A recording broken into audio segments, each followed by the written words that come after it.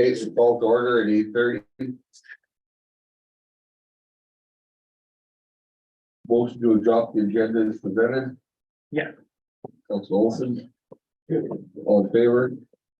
Carried. So we have a couple of delegations today. Esther call to order. Mark Dakota with Harvard Sky. My update stuff could be a little while. Does the music in the park want to go first? No, Gwen's not here yet, so Oh, sorry, okay. Gwen said she'd be here a little bit later, like between 8:30 and 9, so. Okay. You're the. Show me, man. Take and don't rush through, take the time you want and. Okay, because the housing thing, I don't know how long that'll take, but the update I prepared could be fairly long. That's fine. Okay. Thanks. So the housing needs, I haven't looked at it for the presentation since we gave it the special areas, but I'll try and muddle through. So do you have the presentation? Yeah. So we got the housing study done. They finished, I know it says May 2023, but they did an update to it recently, but it was actually done a few months ago. So we presented the presentation to special areas advisory council a little while ago. So it's an overview of the housing needs in Alberta special areas, obviously. Go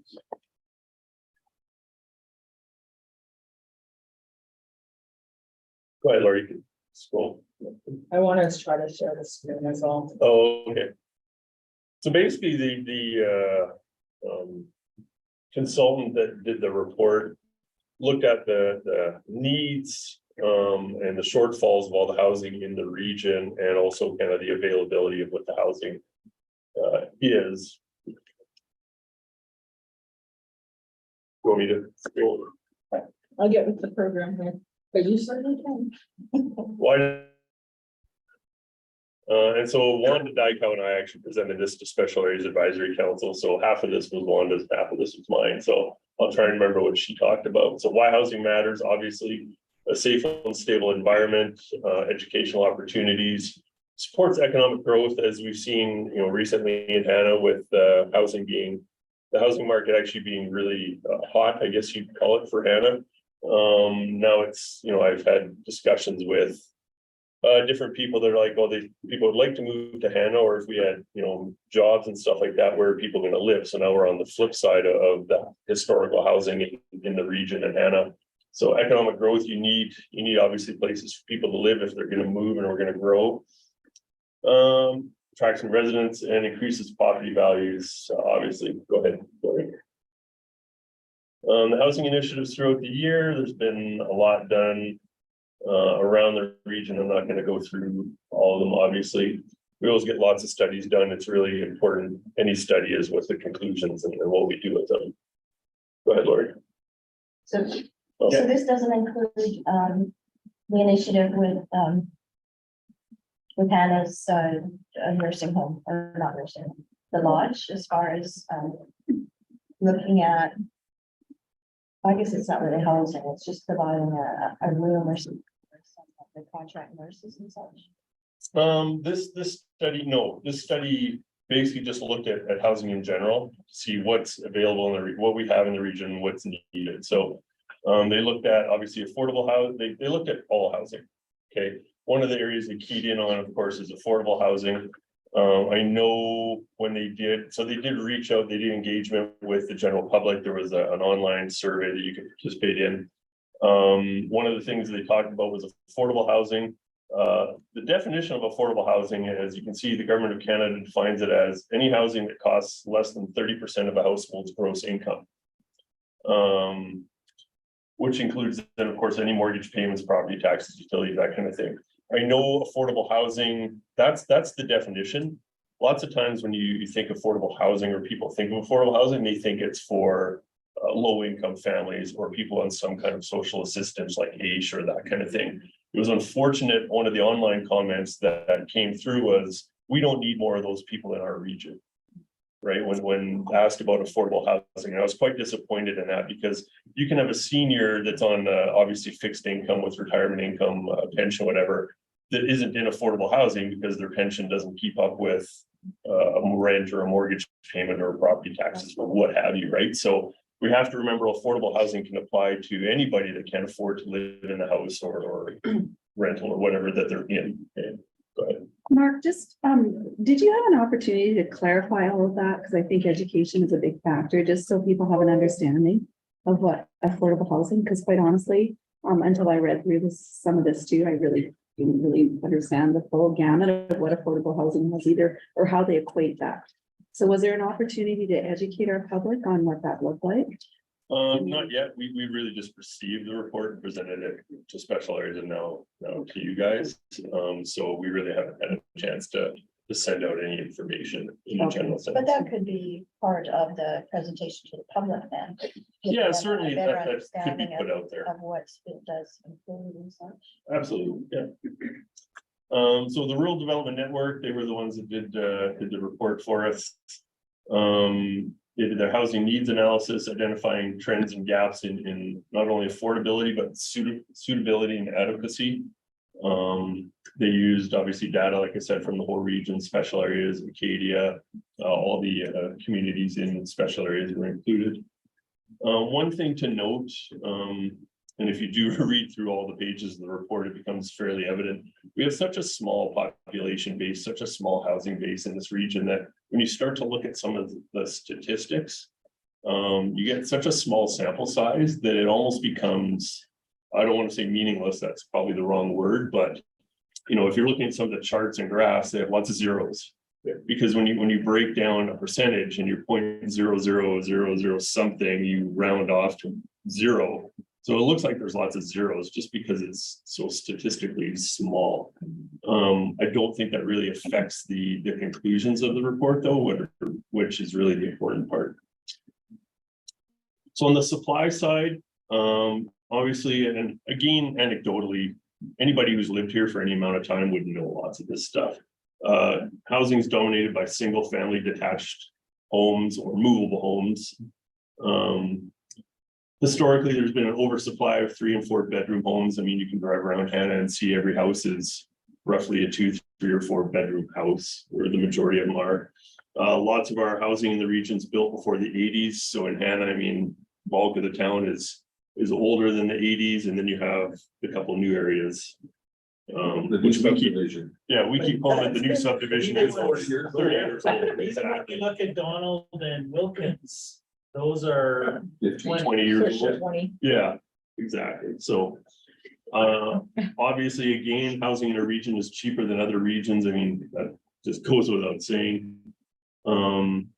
Adequacy is an issue with many houses. Again, we know this, and when you look at housing being as old as it is, you run into serious problems with suitability and adequacy. So, most or lots of the houses need substantial upgrades. So my question around that, Mark, is I know that most of a good percentage of our, I would say, lower cost housing probably need substantial repairs and stuff. How does that focus through on all sales? Like, I know there'll be houses that will sell that will be perfectly adequate and done, but was the focus more on the low cost housing, the lower end of the price spectrum, that they were finding that houses needed substantial work? I think you would naturally find that, because a house that needs major upgrades is going to be cheaper than a house that's turnkey, right? And I think that's a lot of initially, I think that was a lot of the product that was selling in Hanna, 2-3 years ago, was the lower cost, lower end of housing. I think, yeah, well, absolutely. I think what you would see, and I'm not a realtor by any stretch, but what you would see in suitability and adequacy is that, certainly if somebody is a low income or needs an affordable house, they could purchase one of those ones, but the house would still need upgrades that they might not be able to afford. I think one of the other things you've seen in Hanna over the last couple of years is some of the houses like that are being purchased by people moving here, but then because they're moving here from a large city and selling a house in Calgary or Vancouver or wherever have money out of that sale is they're then upgrading those houses. So I think we've seen a lot of that as well. Yeah. And this on the last bullet, just affordability. Affordability is an issue. Again, it's tough to say that. It really depends, again, who you are and what you're looking for, right? If you're a retiree coming out of the city and you sell your house for $500,000 there, $200,000 house in Hanna is a fairly nice house. That doesn't necessarily mean affordability is an issue. If you're a low income person, any house could be an issue affordability wise. So Yeah, I struggle with, I don't struggle with that comment, but it's hard to get my head wrapped around because we know, we know housing prices are starting to go up, which is a good sign. But for a while there, our housing prices were really low. And, you know, you couldn't buy, you know, council sold the tax recovery property we had for $35,000. And it was not a good house, to say the least. And I know when talking with the realtor, he said that would be the lowest price house listed in Alberta. So I think what we found in some situations, whether through that, like when people talk about affordable housing, you can't buy real estate's as cheap as it can be in Hanna compared to anywhere else. So I really struggled to get my head wrapped around the issue of affordability. So other than we've got people that are buying homes that don't have a lot of, they maybe have the ability to buy the house, but they don't have any, don't have a substantial income to meet the requirement of the definition of the affordability, housing affordability. but it's definitely a relative term. Yeah, And kind of like you said, Kim, if you can afford to buy a really, really cheap house, but then the definition is 30% of your income, you have tax, you still have tax payments and utilities and stuff. If you can't afford those, it can still be unaffordable, Yeah. even though you could afford to buy it. But without how low mortgage. can you go, Mark? Well, that's exactly it. I mean, Yeah. I think what, well, and one of the things that we'll find is that not everybody can afford or to buy a house, right? Well, that's- Affordability can be a rental or a lodge or anything, right? Just because we have an issue with maybe affordability relative Hanna compared to Drumheller to Calgary to anywhere, doesn't mean you can solve that problem with more housing. well, and that's like, and then I'm gonna jump up the bullet above with the adequacy of what is adequate? I mean, for example, my parents lived in a house that was built in the 30s, with the wall shavings and living on a farm. I mean, if there was a calf, we'd be warmed up and come in the house. You wear your shoes in the house. They heated it with an oil furnace. They went and cut wood. So for a lot of people, that is not adequate. So again, what is, I mean, similar to pricing, adequacy is a very, Relative term. yeah, exactly. So, Yeah. I mean, my parents are probably two of the happiest people in the world. I mean, their idea of a Sunday outing is going and cutting a load of wood together. Yeah. My dad's 91 and my mom's 80, so I mean, but I it's- like them. yeah.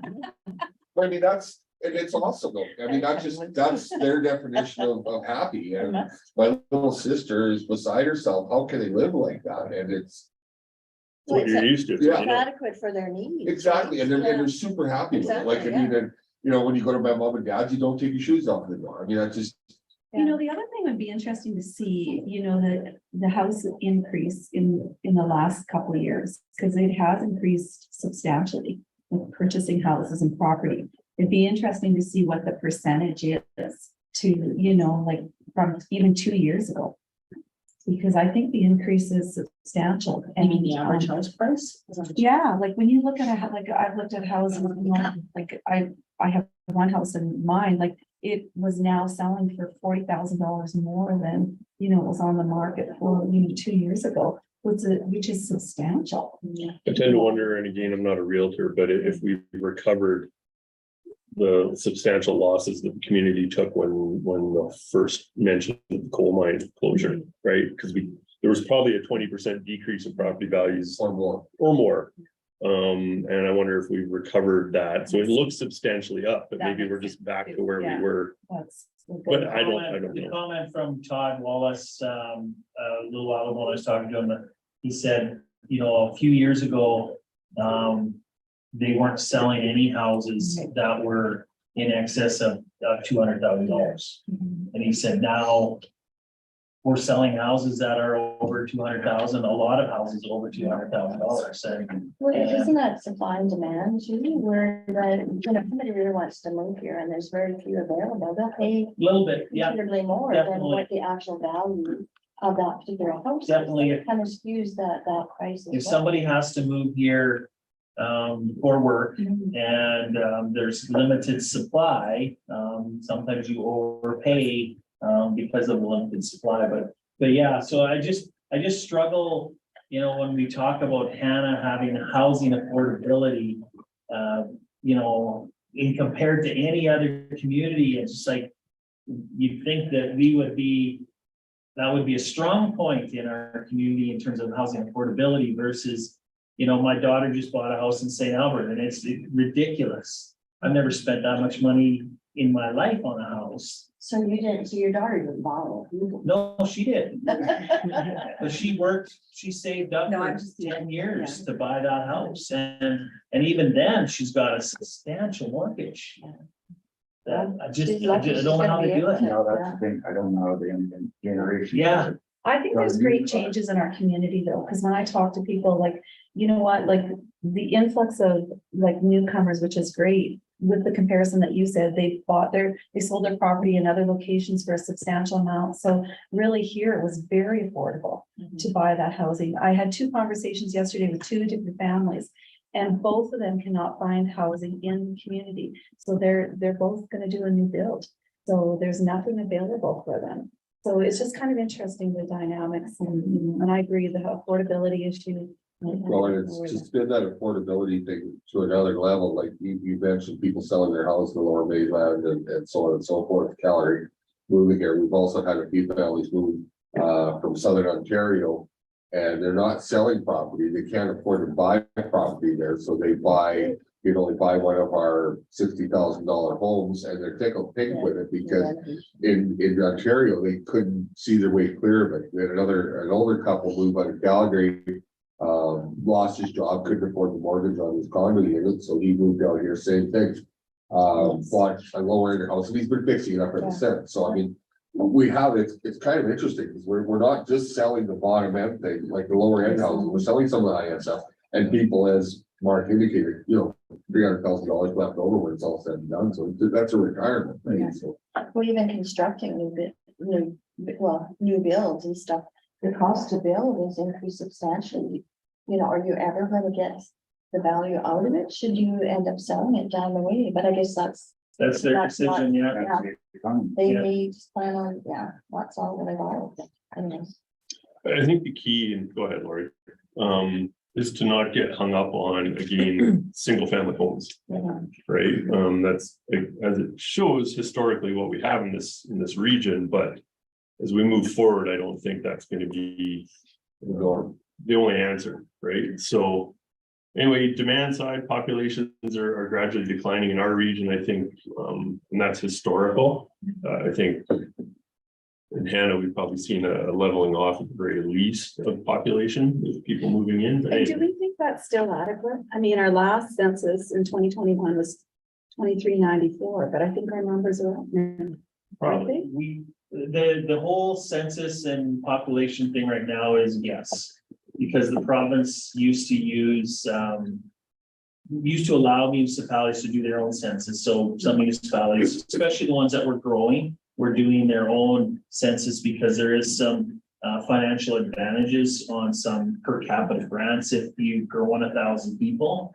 But I know that they've gone away from that, and they've gone away from even using the last federal census as your number, and they're extrapolating some new number through basic formulas of people moving in and moving away and dying and being born. And so I don't know if our census numbers are ever gonna be Accurate. really accurate that you can put a lot of dollars on, but I would suggest that our numbers have leveled off at minimum or even have increased over the last few years.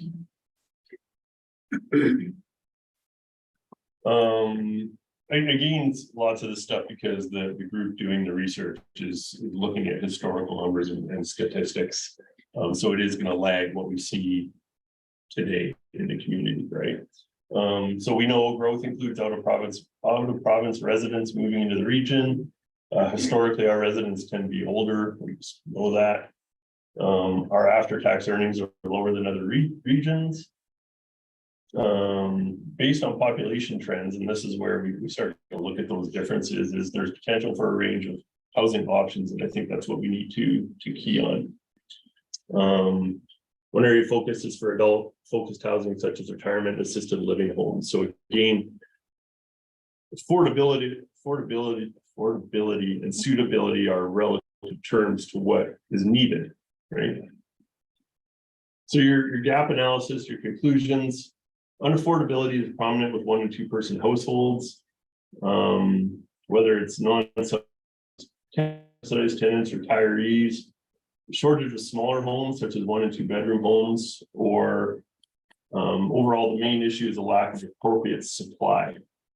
So again, what we've talked about, right? We have lots of those 2, 3, 4 bedroom homes and people moving here, but either the retirees that would like to sell their homes in the region right now have nowhere to go, or if you need affordability and there's no suitability, like multifamily units, smaller either apartments or duplexes or some of those types of things could help address some of those issues that we're finding out there. We don't, if somebody wants to come into town and build a bunch of new larger homes, hey, that's great if they have the demand for them, people want to continue to move here, but maybe some of the affordability and suitability can be managed by thinking a little differently than just popping up new single family homes. And scrolling more, yeah. So when we talked to Special Areas Advisory Council, we were looking for direction on what the municipalities in the region want us to do. It's real estate you're always chasing, because you look at when, for example, when the coal mine was first announced, all of a sudden you've got houses popping up for sale all over the place. I would have hated to be a realtor or somebody who had a bunch of rental properties because they're all going to be empty. So then people were saying, well, we need lots of people to move here to fill up those houses. We don't need to build any houses. Okay, so you work on economic development, you work on getting people to move here. Now people are moving here. Houses are increasing in value. You can't find an apartment to rent if there's a project or something in town. So now people are saying, oh, we need more houses. We need to build houses. We need something where people can move here. Well, by the time we get around to building something and doing something, the windmill crews will be gone and there'll be rentals popping up and who knows what, right? Like as a municipality or as an organization, if you're not a realtor or a builder or developer, you're chasing. And the last thing we want to do is make a decision to get into some kind of game that's going to take 3 years to figure out. And then who knows what the market has done. Now, I personally don't think that the influx of people we're seeing that are retiring out of larger centers is going to stall anytime soon, because housing property or values in Vancouver and Toronto aren't going to decrease that quickly, that people aren't going to want to move somewhere more affordable. So I don't think we have to worry about that, but I would hate to be the developer that says, okay, 2 years from now, let's build a bunch of single family larger homes in Hanna, Alberta. Right? Who knows if, what Dale Kroll is doing is great. He's filling a need for smaller places that retirees that live in the region can move into. And that frees up a larger family home for then one of those people to move here from out of the community. Or, do we need to work with the lodges and stuff for more multi-unit family things, or do we need to attract a developer? So what we're looking for, I guess, is some direction. We're just keeping in mind that we don't want to go down a path of something that we're going to do 3 years from now that all of a sudden everything's changed by the time we get there. So what is this affordable housing partnership program? Some that the province brought out. I haven't looked at all the details. It's kind of like a P3 type of thing where they're partnering with municipalities, the province, and then other builders or developers, I believe, to look at affordable housing. They've announced some projects again in large urban centers like Calgary, Lethbridge, Edmonton. So they're putting money and resources into different types of housing to So make that it more would be affordable. something that we could look at. So some of them, Yeah. my understanding with some of them, basically, if you're building a multi-unit place, say it's 30 apartments. And you get money from the province, a certain percentage of those units will be considered affordable housing. So you have to, there'll be a ceiling in terms of what can be charged for rent, anything in that purpose, because that's what it's for. They're hoping the developer's gonna build it. The province puts in some money, which would then help the developer out, but then the developer has to turn around and say, okay, 10% of those units are considered low income or affordable. So the rent ceiling on that is this. And so I know there's some that are starting to happen in some larger centers, but And that's, I know even in Elk Point, the old hotel, which was, I'm gonna say slightly better than the Nash Vintage. They have renovated it, it's no longer a bar at all, the bar partially is gone, it's all a little affordable income. Housing, so I think they have 8 suites, so they've got two levels of basically suites. And yeah, so the restaurant's gone, the hotel, the bar is gone, and they've renovated that building into affordable housing. so the one, and I know Councillor Kroll and I have chatted a little bit about it too. I think the one thing that we should probably have some more discussion with would be our Big Country Housing Authority.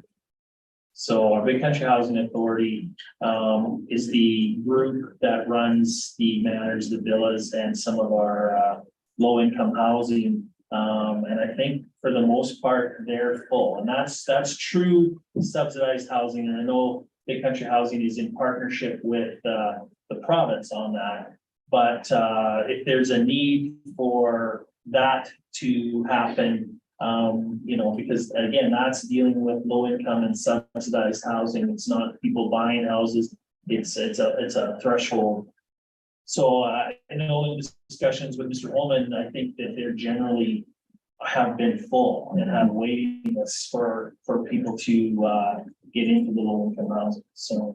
And that would be a good area to look at, is some multi-unit type stuff. Again, the retirees in town that are looking, they want to stay in the community, but they have a larger house and they can't downsize because they're not ready to go to the nursing home.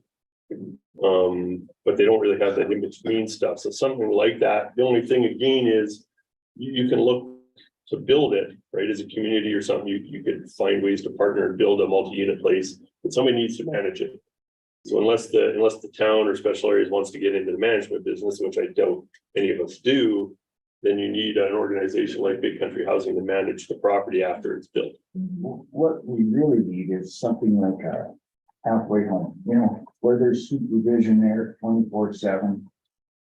If you don't meet the requirements, you don't get in, there's gotta be some restrictions and stuff, but we do have probably 7 homeless people in this town, and it's not good, but we need some, but you can't give them a place and give them money, because they just, we all got addictions or something, so they've all got their problems, they can't manage what they do have, so they need some guidance. Yeah, it's something historically that small communities have trouble supplying, because it's usually provincial or federal programs that are geared towards larger centers, and people like that fall through the cracks in small communities because we just don't have the resources to help. Like the mustard seed, like DeRay and I have been working together, and we've been doing quite a bit of help to the community and that, and a mustard seed would be the ultimate, if we could get something like that.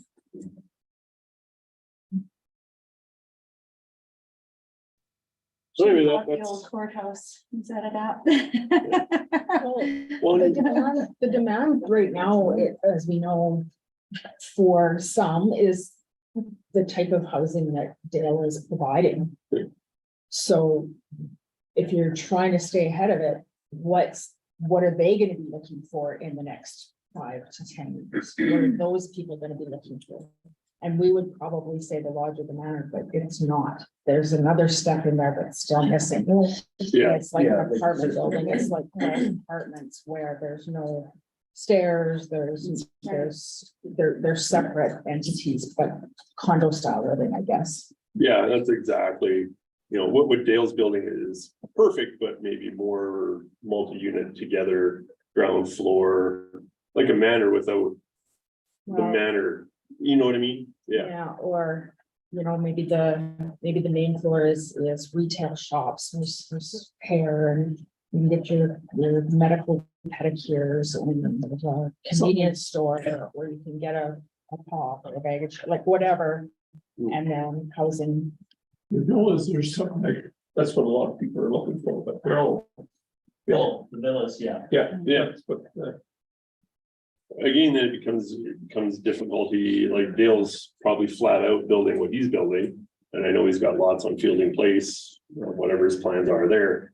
But then you're looking for builders and developers to come to the community because the guys that are local are busy doing all the renovations or building.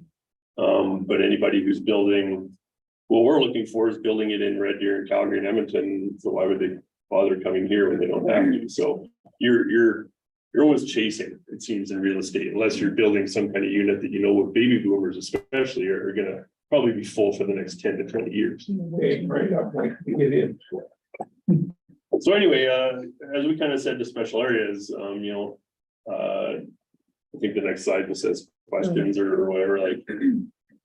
Direction, if there's specific projects that you want us to look at or a direction to go.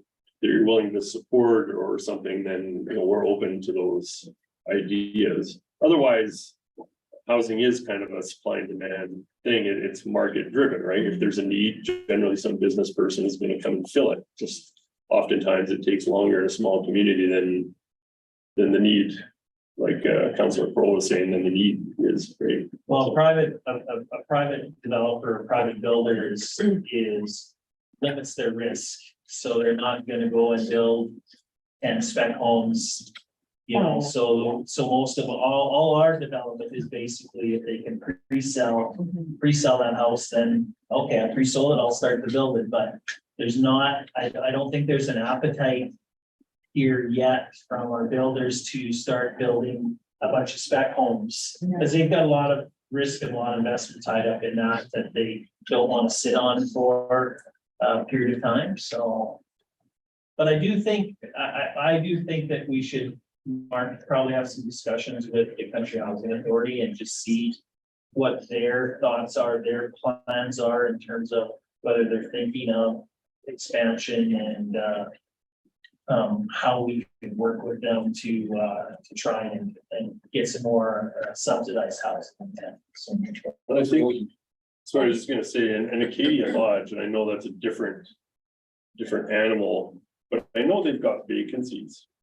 But are they, and again, I haven't talked to them, so I don't know, but is there a way to have different people living in there that don't necessarily need all the lodge services, right? Because it really, the lodge as a building is just a big apartment building. I'm Right. actually on the board Okay. and most of our meetings, I do updates on what we're doing. They're starting with Oyen first. And they're turning one entire floor to SL3. So supportive living level 3, Okay, which is the higher level. higher level than a lodge, but not nursing home level. So it allows them to age in place. So they move in as independent people in their early 70s, they're doing well, they have someone doing the meals. And then, and some minor housekeeping, they have the freedom to go wherever they want. And then if one of the family members, say that the husband breaks his hip and now he needs home care, they do have home care that comes in, but only once or twice a week. This would have a 24-hour nurse in the building at all times, allowing them to have the care they need, but still stay there. And then progress to SL4, which is more nursing care, more needing for possibly dressing or bathing assistance, still not nursing home. And it allows for clearly up to a decade of time where their stability is good.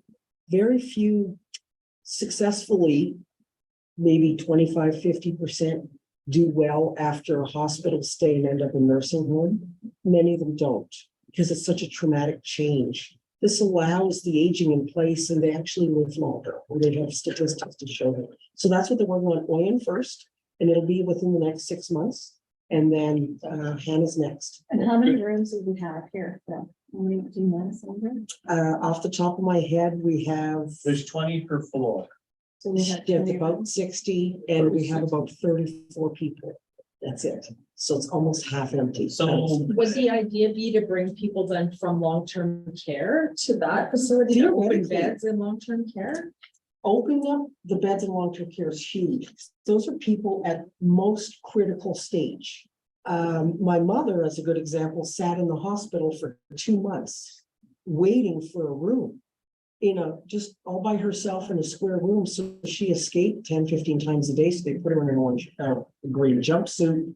They locked the doors in the hospital, trying to keep her in place. Finally got a room. And of course, unfortunately, it's based on someone passing. There was a room available. So she moved into the long-term care side and has not escaped once because she is stimulated. There's people around. They're checking on her regularly.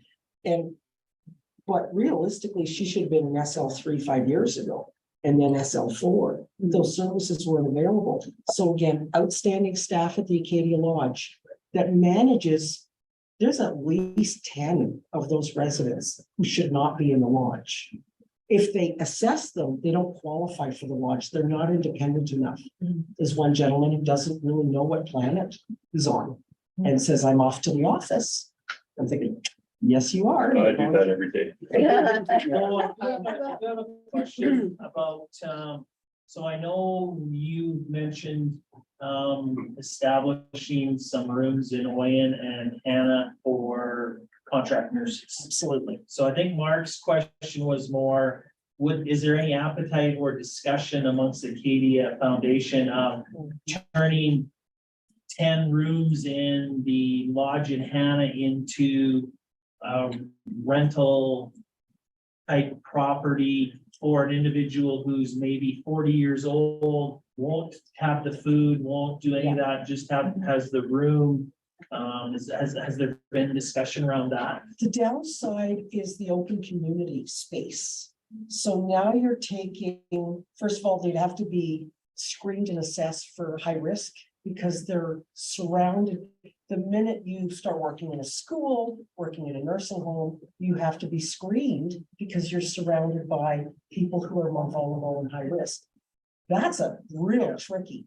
Some of the areas in Consort and Oyen, they actually have villas type apartments available. Those they've started to rent out to people like that. When you have a community eating area and community cards and they all play and they all watch movies together, it's more of a risk. So the contract nursing is fantastic because they're already pre-screened. But the minute you go into Windmill Project, for example, Oh, you couldn't do that.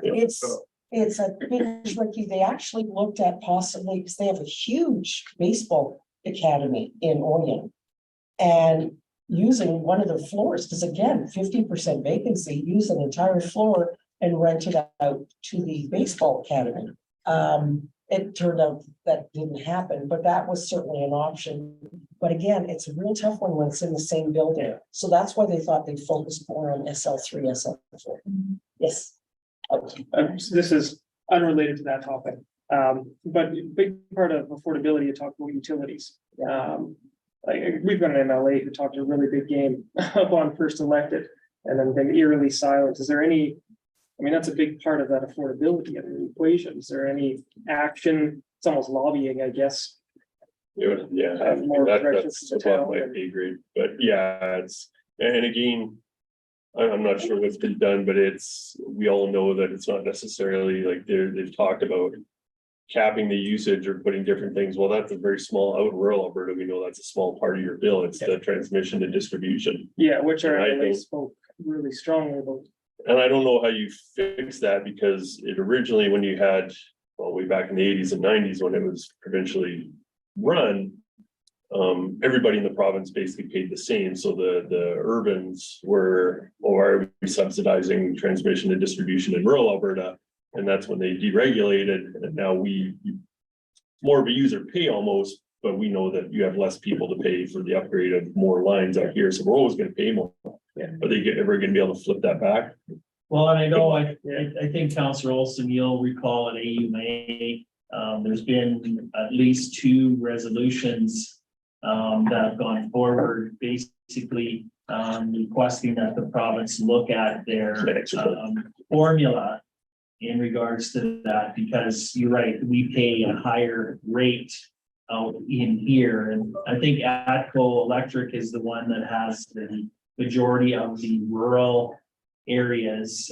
Fortis has the majority of the urban areas. Of course, you've got 1 million people in Edmonton paying for that infrastructure. Out here in the special areas, we've got 4,000 people, but we cover hundreds of kilometers of distances with lines. So I don't know if it's ever gotten any traction. I know there's been some advocacy from AM to try and move that forward, but, and I know MLA Horner did come out saying he was doing what he could to try and have that looked at or changed. But I guess it's a conversation we could have with our MLA at any point in time, try and establish sit down with them and see where he's at with that. So.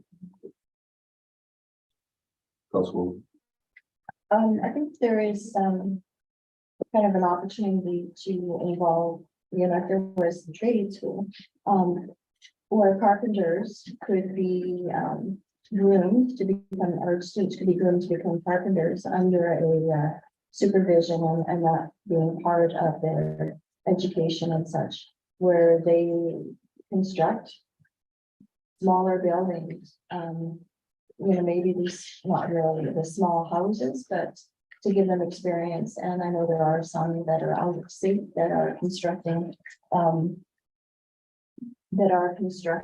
buildings and like houses, and are selling them in to the public and such.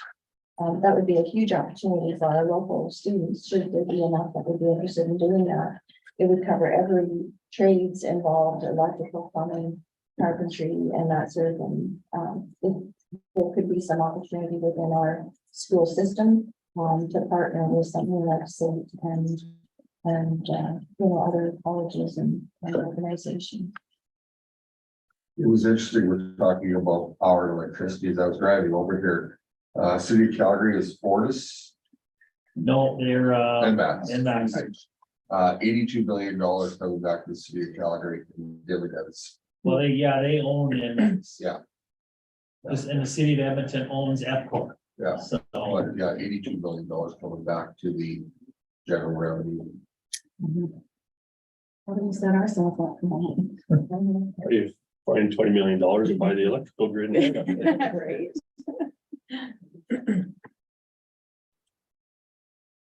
think we're good on this topic. I'm sorry, the housing's done. Yeah. Do you want me to keep going or you want?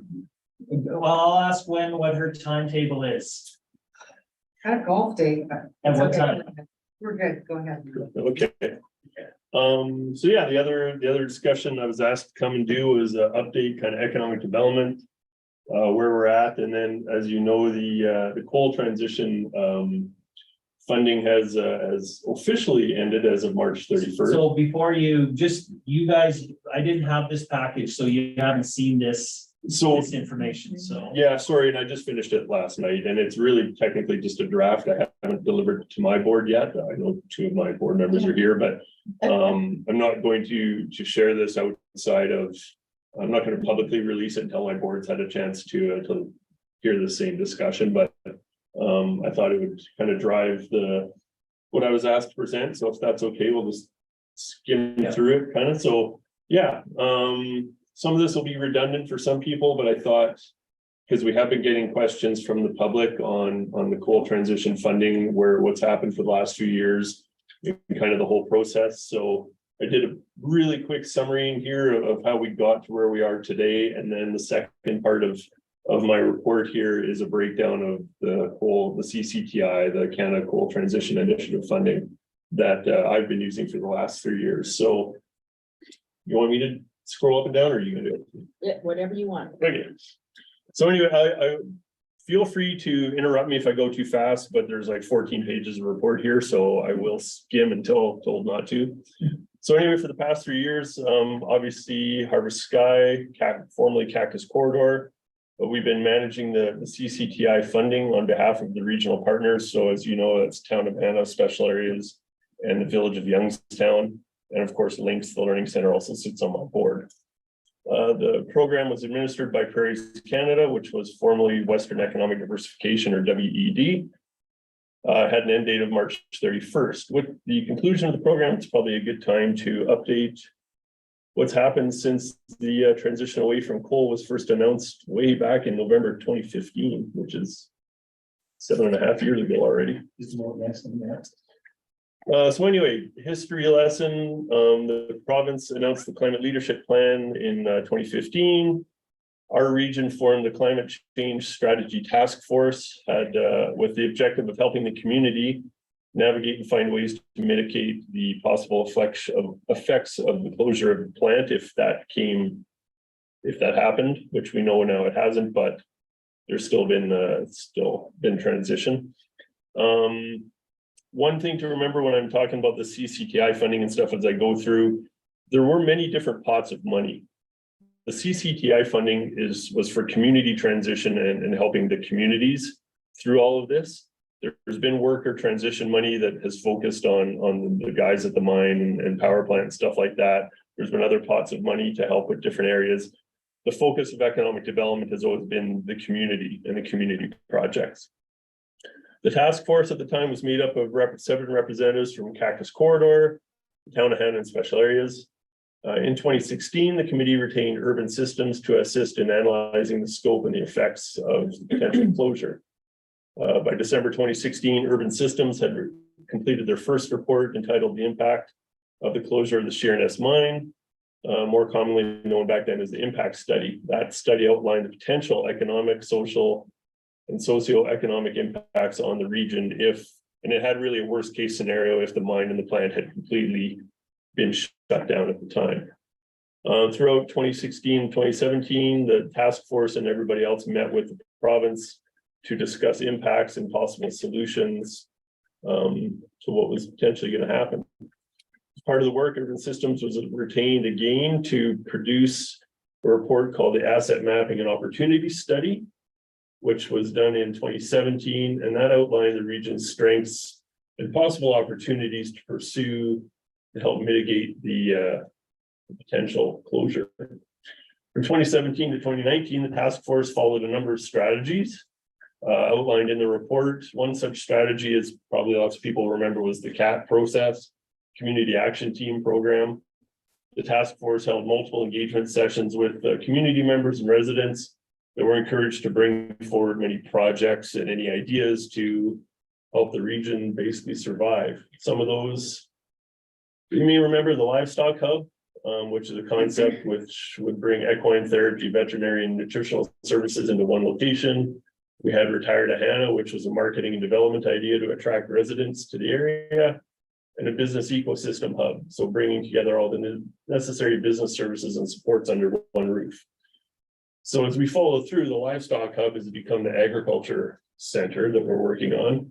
Retire to Hanna, you'll see, was mostly marketing and stuff that we've worked on. The business ecosystem hub became the business hub. In 2019, the task force reached out again for assistance. They brought in Doug Griffiths, the 13 Ways group. He produced a playbook, basically a living document of ideas and strategies to be pursued by the region to again help improve our quality, showcase the quality of life, and help attract people and industry to the region. I won't sugarcoat, during the time the task force also had its challenges. After 3 years of intense work. Mayor Warwick at the time, and everybody was under a lot of scrutiny, under a lot of pressure. There was a lack of resources, whether it was from the province or the feds or whoever. The group, you could tell, looking back, suffered a lot of burnout and a lot of turnover. Cactus Corridor at the time didn't even have an economic development. They had no staff member for just about the whole year of 2019. So basically the board was a very active board. I know Connie Deadlock and DeRay and then did a lot of operational type work because they didn't have any staff. Which in my mind had a detrimental effect on the progress of lots of projects and economic development in general. So you had the asset and opportunity study, you had the 13 ways playbook, you had a bunch of ideas. And momentum probably grind to a halt for a year because you had nobody to really take on those ideas and move anything forward. And you also had a delay in applying for the CCTI program funding. Most of that was by other regions, I believe, was applied for in 2018 and early 2019. Because there was nobody here to really work on those ideas, we were about a year behind, even applying for that bulk of funding. Early in 2020, Cactus Corridor hired me, Economic Development Manager.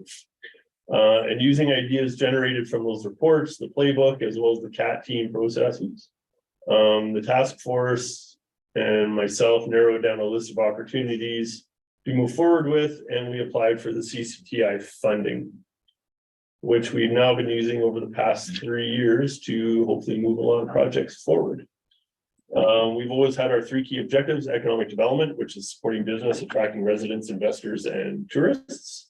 Having economic development readiness, which is having information at our fingertips and ready to go if people are looking for it. And community development projects, so basically helping the municipalities with projects to make the communities more attractive to business and people, and hoping to spur economic growth. So the following review of the CCTI funded projects, in my mind, really highlight the value of maintaining a solid base of resources, whether that's funding, whether that's staff or whatever, to keep economic development moving.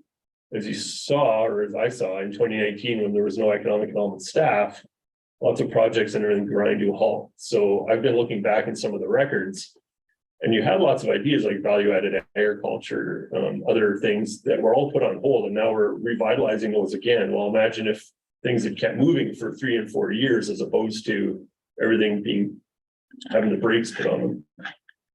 I'd like to also say that this is not just me and Harvest Sky. Like, I've got a great board, got great municipalities, and this has been a lot of people, a lot of paid staff, a lot of volunteers have done a lot of hard work over the last few years to move lots of things forward. So I have a question, and you probably already mentioned it, and I must have it. So all the money to pay for the urban systems and the studies and all that sort of thing. Where did that come from? Was that from the co-op? I wasn't here, so I know lots of that was, and Kim was here for the most, so it was probably provincial and other stuff. So the first batch of money we got, the task force got, that came to the town, and the town was the manager of the dollars. It was about $450,000 was through the province. So I don't know if you remember, Darren Billis was the minister at that time, and came out 50 now, so it was about 450,000. That primarily, those dollars were spent primarily with urban systems and the Hamilton Center.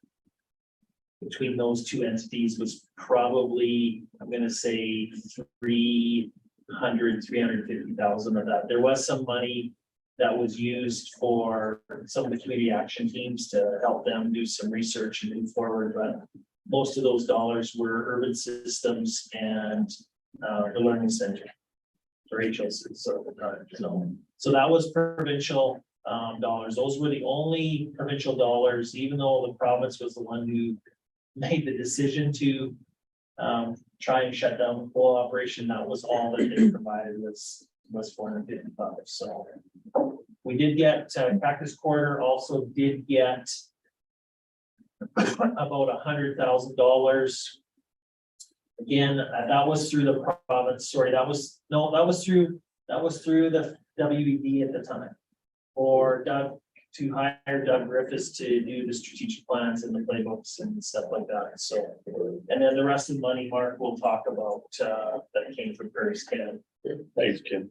And I know there's CAT programs or there's CAT projects. I know there were lots of ideas that were presented and lots of great ideas. But unless that individual or that group that was presenting or came up with the ideas was willing to pursue it and do it on their own, they never went to that. And one of the challenges we ran into with those dollars from the province that was, I guess, unforeseen was we give some of the groups, I'll use the livestock hub as an example, some money to do some research and to move things forward. Well, a lot of the things that you need when you start is you need a business plan, you need a feasibility study done, and there's a cost to doing those feasibility studies. So we went back to the province and said, okay, great, you gave us some money to do this, we've got some ideas. Now, how can you help us fund, business cases, feasibility studies for these various projects? And that's where they went silent and there was no assistance. So some of them stopped there right then, and that was, I guess, disappointing to us because we figured they gave us money to get going, or we got an issue, we got some ideas, we want to move forward. Yet now we need some more money to make these ideas more concrete, and that was where the process. Again, they were having financial challenges too, and they were sorry, I don't have any money, we can't contribute. So that kind of, some of them stalled right there because there was need for some significant dollars to do some business plans and these things. The town didn't put any money towards those No. projects. No, No, and that's why I say, that's a good point, Kim, like you've got lots of great ideas, but especially when you've got volunteers or community members that have a great idea, but they need that business planning, that support. And then again, we were without an economic development person for a year. Who's going to support? Where do they turn to for help presenting or making a business case or doing some of those things? So you need those resources if you're going to carry through, especially on something like that. So again, this is a review of the CCTI funding. Remember, this is Harvest Sky objectives. It's also, this is 3 years of funding. So some of the dollars might look like a lot, but you've got divided by 3 to really know where it sits. The final CCTI claims have not been processed yet. So things could change once the feds get around to processing our last claim, but I don't see them changing drastically. I don't see them saying no to one of our claims, but it could happen. And we have approval to pass the March deadline to finish up 2 projects because we ran into some supply issues and some other stuff that was out of our control. So they've approved 2 projects to finish up after the March deadline. The total CCTI funding that we were allotted was $3.7 million under 2 projects. Again, program funding started April 1st, 2020 and concluded just in March. So the first one, staff wages, again, those resources. So they paid a portion of my wage, administrative assistance and tourism. So again, assistance such as bookkeeping, they were originally going to hire a project manager, but as we moved forward, I was able to do the project management of all these. And so the project management money, we redesignated to tourism coordination. We hired a tourism coordinator for a little while. And then we also had a consultant do some tourism plans for us. So that was kind of the first little pot of money. We had budgeted about 180,000 for those groups or for those things, and ended up spending, again, depending on the claims, about 223,000. But as you'll see, we've shuffled money between projects.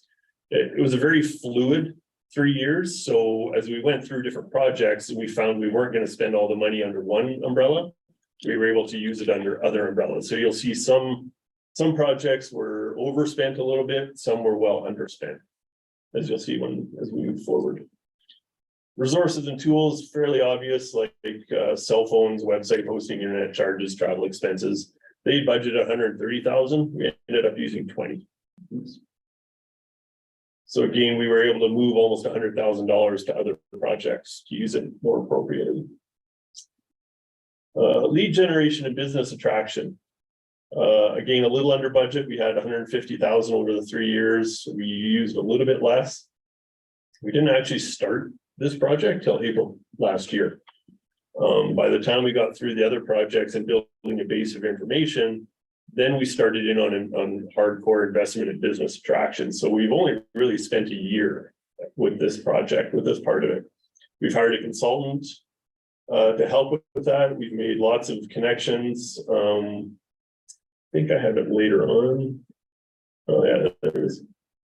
We basically, the consultant did some work at finding our areas of competitive advantage, our strengths, which we know are agriculture, energy, that kind of thing. We had 14 target industries that we've been working on. Data processing, logistics are some of our other strengths. Within the first year, we've talked to over 90 individuals or companies with potential of hopefully coming here, setting up shop. Again, economic development investment attraction is very difficult because you have lots of conversations, but you never know if a company is going to set up here, or a company could come here 3 years from now and build a business and be, hey, great, you came here, and forgot that 3 years ago we talked to them over the phone about how great their region is, but then there's no connection or correlation between a discussion we had and them actually building a business. So we've answered 5 site selection requests. Site selection requests come usually through the province. They have some kind of industry or business that wants to set up a factory or a something. And they're like, hey, do you have a suitable place? And they want to know land prices and power, water, all that kind of stuff. Yeah. But they're not as bad now for us because we did a bunch of the. We've got the information now, the readiness, which we'll talk about. Yeah. But again, site selections are so tough because you're competing against every community in North America. Like one we got was for a component of building electric cars or something. And they're looking at sites in Alberta, Ontario, Quebec, North Carolina, and somewhere else. Like you want to talk competition in Alberta, like try competing with places in the States. Just the weather alone is that. Yeah. And I mean, the places in the States give tax breaks like you would not believe, right? They give basically free taxes and carte blanche to do anything they want just to get industry to locate there. Anyway. So yeah, we've been working closely with another area with special areas staff on the special areas, the Sheerness Industrial Park and the potential site. We've had lots of discussions, lots of traction with that. Again, nothing's happened yet because you have lots of discussions and you hope a business wants to locate there. We did a really good job. Again, consultants and outside groups that we've used putting together marketing materials. We have, I don't know if anybody's seen it, the video we did highlighting the industrial park. That's actually got lots of play. We've been pumping it on LinkedIn. So again, we modeled that after videos that groups in the United States have done, try to attract investment. So we've got lots of kudos from other groups about the video and stuff, but don't have a business there yet, but we keep plugging away. So anyway, that's where we're at with business attraction and investment attraction. Regional marketing and residential attractions. So a few different projects were kind of rolled into one here. Again, that retired to Hanna strategy marketing was a CAT idea. We had a total budget of about 800,000 broken down into these various areas, spent almost the full 800,000 on marketing. I felt that an area that we were lacking in the region was a lot of marketing. And that's not to say internal marketing communications, because I think our municipalities do a good job of that. I'm talking marketing to outside the region. We have a really great region. We have great communities, but we don't always do a good enough job of telling people outside of our area how great it is. So one of the areas we wanted to do lots of was marketing and attraction. So we started off with a marketing consultant out of Edmonton. And one of their first things is it's very hard to promote the town of Hanna, Youngstown, and what the heck a special area is to anybody that lives outside of special areas, right? So long consultation process, we came up and rebranded Cactus Corridor into the Harvest Sky region. Again, I'm skimming through this. There's a lot of background. If you guys have more questions, don't hesitate to ask, but we felt it was a lot easier to advertise and market one region as compared to lots of different communities. We've also had, I'd like to note, 4 other businesses or so in town adopt the Harvest Sky moniker. So you've got the, what was the Safety Spot, Harvest, or PharmaSafe Harvest Sky, the SPCA rebranded themselves. So it's kind of like Big Sky Montana, right? It starts to catch on and people start to use that and it gets traction. So have you've probably seen the Harvest Sky region and logos sitting around, and hopefully you have. It's really confusing when people say, I just stopped by Harvest Sky. When you're wondering Which one? Which one? Other groups have picked up on the rebranding initiatives. We helped a few of the organizations, municipalities. You can see the golf course. We did logos, website refresh and materials. The Roundhouse we're currently working with. They've got a couple logo concepts. I wasn't going to put them on here because they haven't officially adopted them yet, but I think they've got some really good stuff coming. The Ag Center, there's a new name picked there. We just saw the logo yesterday, so I didn't want to put it on here, but it's pretty cool. Links, which was formerly the Learning Center, they've got their new brand. Special Areas did some website refreshes. The town of Hanna, you guys had just done your logo and stuff. We just did a little bit of marketing material refresh there. And Youngstown has a brand new identity and website. So, Mark, I'm just wondering, if you could expand on why the Hanna Roundhouse is on there. Being that I'm associated with it. Yep. I just want people to know, why we're on there. and actually I'll address it further on in the report when we get to the tourism stuff, but yeah, just to Councillor Bowen's point, the Roundhouse, as far as a tourism destination, has been earmarked by groups again outside of Hanna, like Travel Alberta, as a potential huge tourism draw for our region. And again, I'll talk about it more as we get through it, but the Roundhouse, again, like the golf course, tourism, one of the things you need is product. You know, people don't just travel to an area anymore just for the sake of going to an area. They want to do things. We have active retirees, people that want to go do experiences when they get there. Well, if you look at our community in our region, with Curry Oasis, which is camping and stuff, and some other great camping. The golf course is a product that you can sell. Well, the Roundhouse is a product with a little, hopefully some more funding and some upgrades can be a product that we can use to draw people. So again, outside identification of the Roundhouse is something that we should be behind. So marketing and finding funding to upgrade the facility and make it a tourism destination. And they've approached us. I'm sorry, the Hanna Roundhouse. So thank you very much. Yeah. We've done a lot of marketing again, as I mentioned, on the Special Areas Industrial Park, brochures, presentations, and the videos. Tourism initiatives. Yeah. So we made connections with Travel Alberta, Travel Drumheller, obviously Travel Special Areas. I was invited to sit on the Travel Alberta Badlands Tourism Development Zone project. Travel Alberta is working really hard. Obviously, we know Banff and Jasper are key international destinations. So Travel Alberta is working really hard to highlight another dozen areas in the province to get people to move away from the mountain parks. And they've identified the Badlands. So Drumheller, obviously, with the Tyrrell Museum as a key international destination. And luckily, Hanna and our Harvest Sky region has been made a part of that planning process. And through that, and their plan is not released yet, but the Roundhouse is a key destination on that they're looking at. So we've done a lot of work with our marketing and stuff. We've purposely put that we're only 45 minutes away or an hour away from Drumheller and the Tyrrell Museum, so that when people are in Drumheller or people are Googling, hey, we want to go to the Tyrrell Museum, the Harvest Sky pops up there. And so they're spending that. People aren't going to come to Hanna for a week, right? But they are going to go to Drumheller for a week or a few days. Well, if we can get a day trip out here, then that's a win for us, right? So we're tagging a lot of that.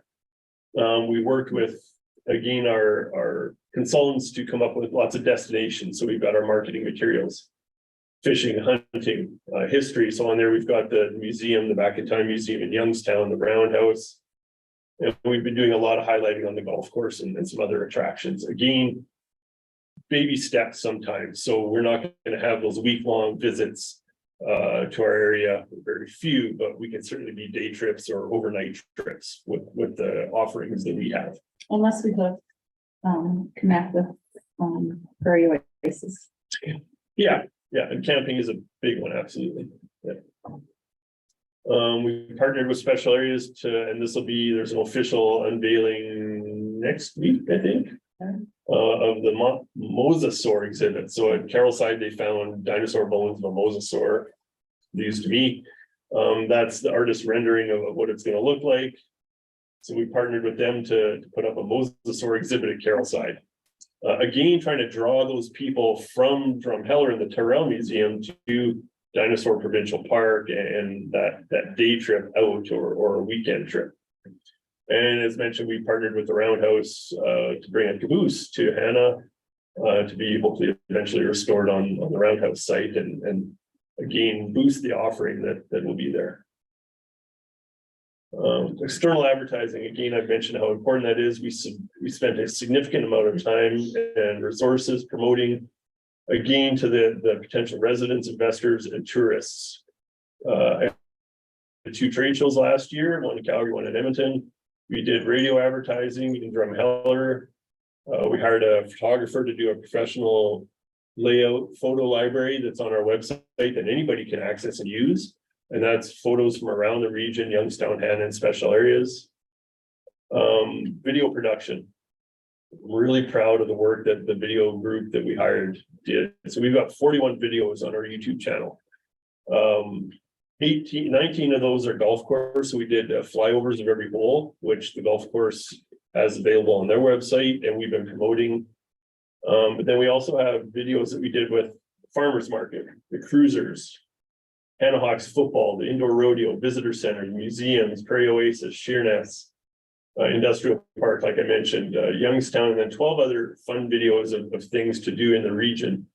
Those are just snapshots, of course, of what the videos look like. So we've been pumping those out in social media for quite a while now, and they're available to use to promote tourism, to promote residential attraction, and all that kind of stuff. And it's one thing I wanted to do with the CCTI funding is not just use it as one time and it's over. We did a lot of work to set the foundation of stuff that we can use for years to come. So videos can be used over and over again, even though the funding that paid for those is gone, right? We did a lot of social media, mostly social media and online advertising. We hired a social media company to help focus that. So traditional media, as you know, can be very expensive. I mean, there's a place for newspapers and radio and TV, but with a limited budget, we could burn all of our money on one TV commercial and it would be gone and done. Social media, you can target a bit more and it's cheaper in a way to send it out there into different markets. So the company we used, we put our efforts into Facebook, LinkedIn, and Twitter, even though we're abandoning Twitter because it's Twitter. And we did a lot of paid Google advertising to reach our target audiences. We've been doing organic posts, so just a regular post highlighting events and ideas and things, and paid advertising. We did a lot of paid advertising over the last year to hit specific demographics with specific messages. We did paid advertising on Facebook to promote residential attraction and tourism. LinkedIn, we primarily stuck to investment attraction and businesses. I'm not even gonna talk about Twitter. And then Google advertising, again, primarily for resident attraction. At the end of March, I got the company to do a 1-year snapshot of what our advertising and social media did. Here's just a few highlights. We had 20,000 new users to our website, 23,000 sessions, 29,000 page views. So that's new people to the Harvest Sky website. Hunting, we have our tourism pages on Harvest Sky. So we promote hunting, fishing, Accommodations. The top 4 attractive Canadian cities, we targeted Calgary, Edmonton, Toronto, and Vancouver. 64% of our visitors were from paid searches, just about 12% came from social media. So that was somebody seeing an ad or a post on Facebook and then going to our website. Paid search on Google Ads resulted in 633,000 impressions, 18,000 link clicks, and 2,500 video views. Paid Facebook ads resulted in over 1 million impressions. That's people looking at our advertising and at our websites and at our stuff. So Facebook was the most successful overall. Yeah. LinkedIn ads, mainly for the industrial park, 52,000 impressions, 282 link clicks. And some of the top search words included hunting, economic development, campgrounds, best places to live in Alberta, affordable places to live in Alberta. And you can see just kind of snapshots of the ad carousels that we were running on Facebook. So we would highlight affordable housing, accessible healthcare, and then the industrial park. So that's tens and hundreds of thousands of people looking at our ads across the country. Do we have any bites for the industrial park yet? We've had lots of good discussions. We're just, It's a start, right? I guess. yeah, like we've had probably 5 or 6 really solid companies that want to move there, but they're all looking for one piece of the puzzle. So we've had, for example, some solar and battery people would like to set up there, but they want an offtake for their power generation. We've talked to vertical greenhouses, but they want a cheap connection to power.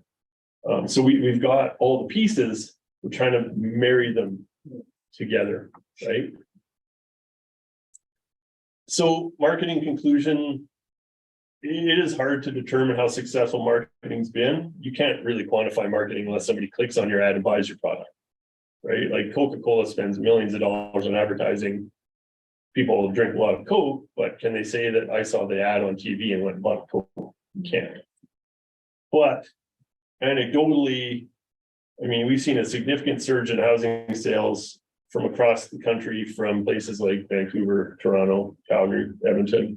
So I don't honestly think it's any coincidence that our marketing was targeted to Calgary, Toronto, Vancouver, and Edmonton.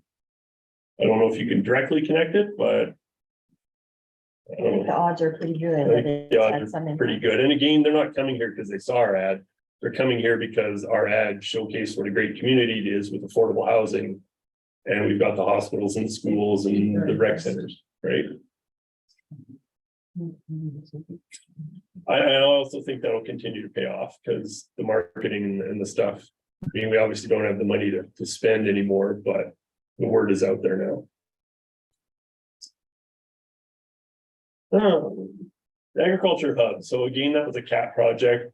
And even before that, it was 10 years of people talking about riding in arenas and veterinary services and stuff. So that was identified early on as one of the key projects to put money behind. We budgeted $80,000. It's basically spent that, hired a consultant to do the original business case to see, is this even a feasible project? Like, should we spend any more time and resources?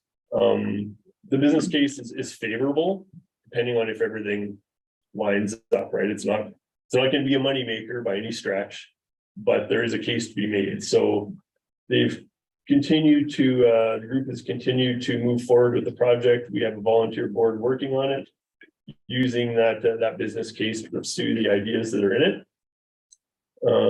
So we actually had money left over from other projects.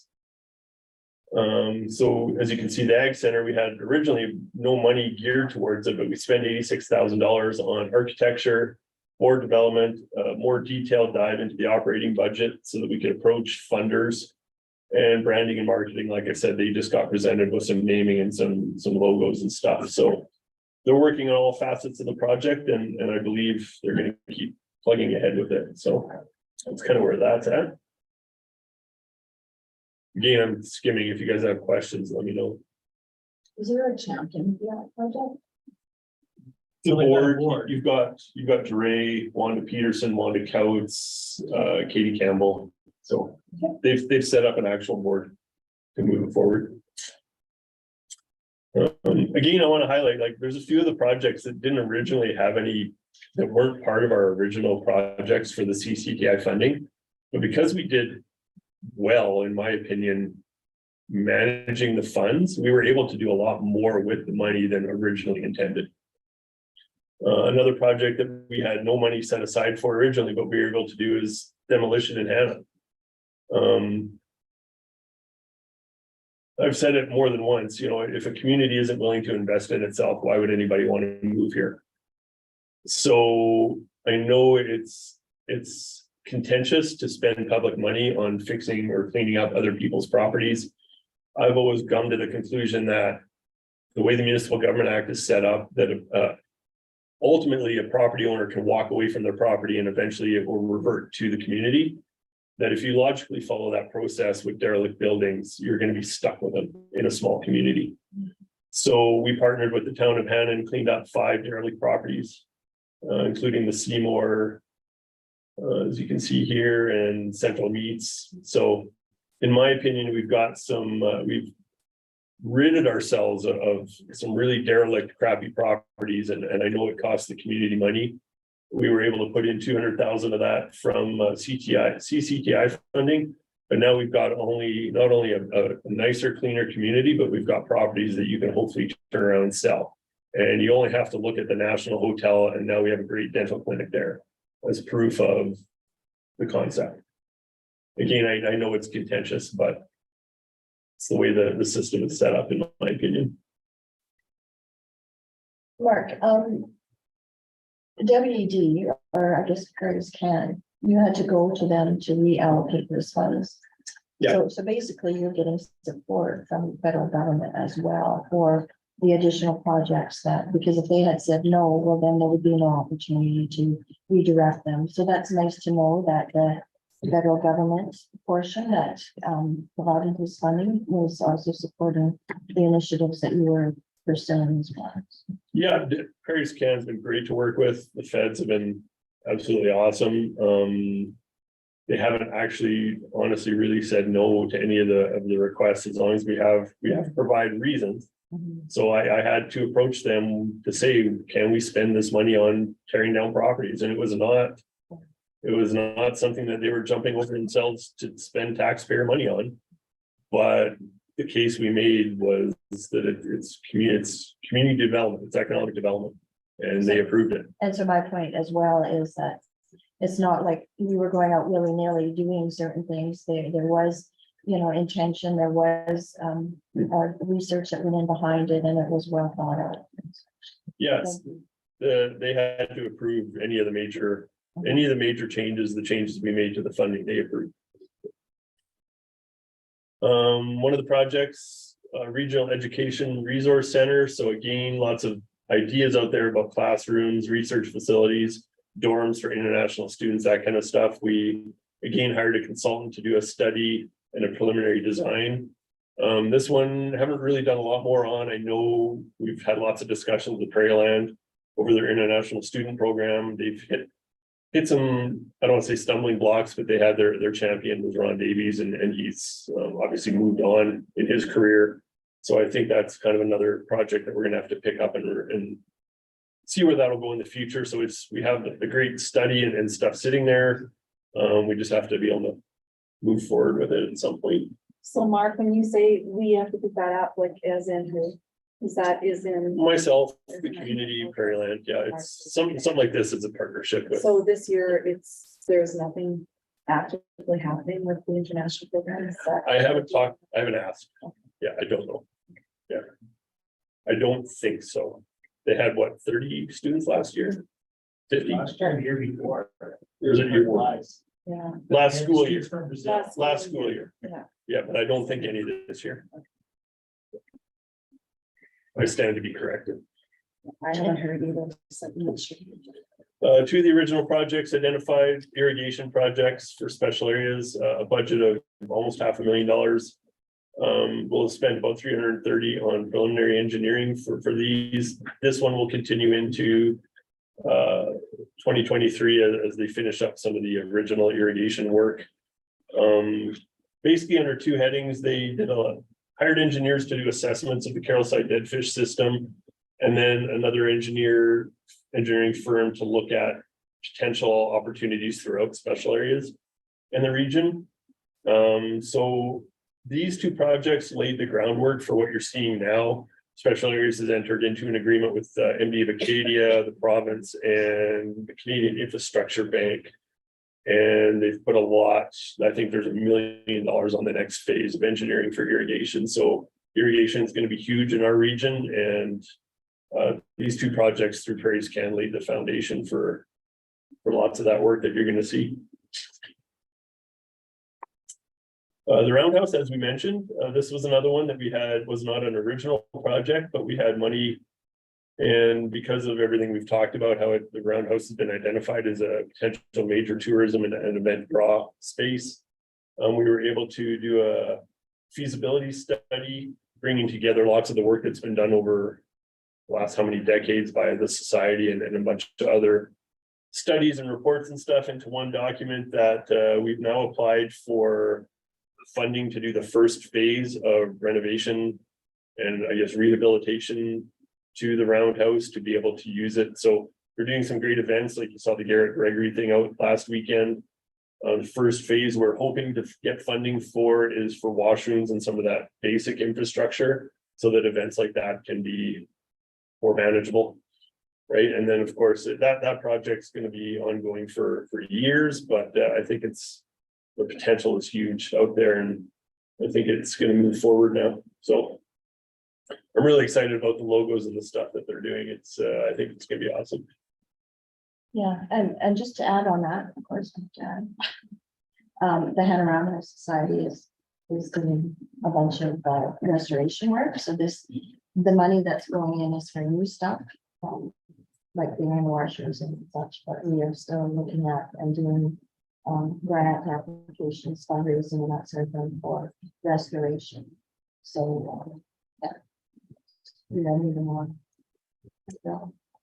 The housing study, that was another add-in. That's about $26,000. That was, we had a whole presentation on that. I'm not going to dive back into it. Just kidding. So under the second key objective, economic development readiness, and this is kind of what Lori was talking about. When you have site selections or businesses out there looking to move to your region, you need to know the servicing, you need to know water, power, other logistics, highways, airports, connectivity. So you really need to know what your internet. We are fantastically lucky for the internet that we have in our region. Whether that was Axia or TELUS or our local ISP was great. Like most communities, there's lots of communities I've talked to in Alberta, way bigger than ours, that don't have fiber or didn't have fiber. And we had it in Delia when I was there in Youngstown. Like we have great connectivity in our region. So we did assessments on power, water, logistics, labor force, land inventories, and then a red tape reduction choke point analysis that keyed in on our subdivision and development process to look and see if there was any barriers when a business approached us. So again, this is a place we saved a lot of money. We'd originally budgeted $420,000. We only spent just over $200,000 to do this work. And what we've come out of it with primarily is all that information that I need for site selections is at our fingertips.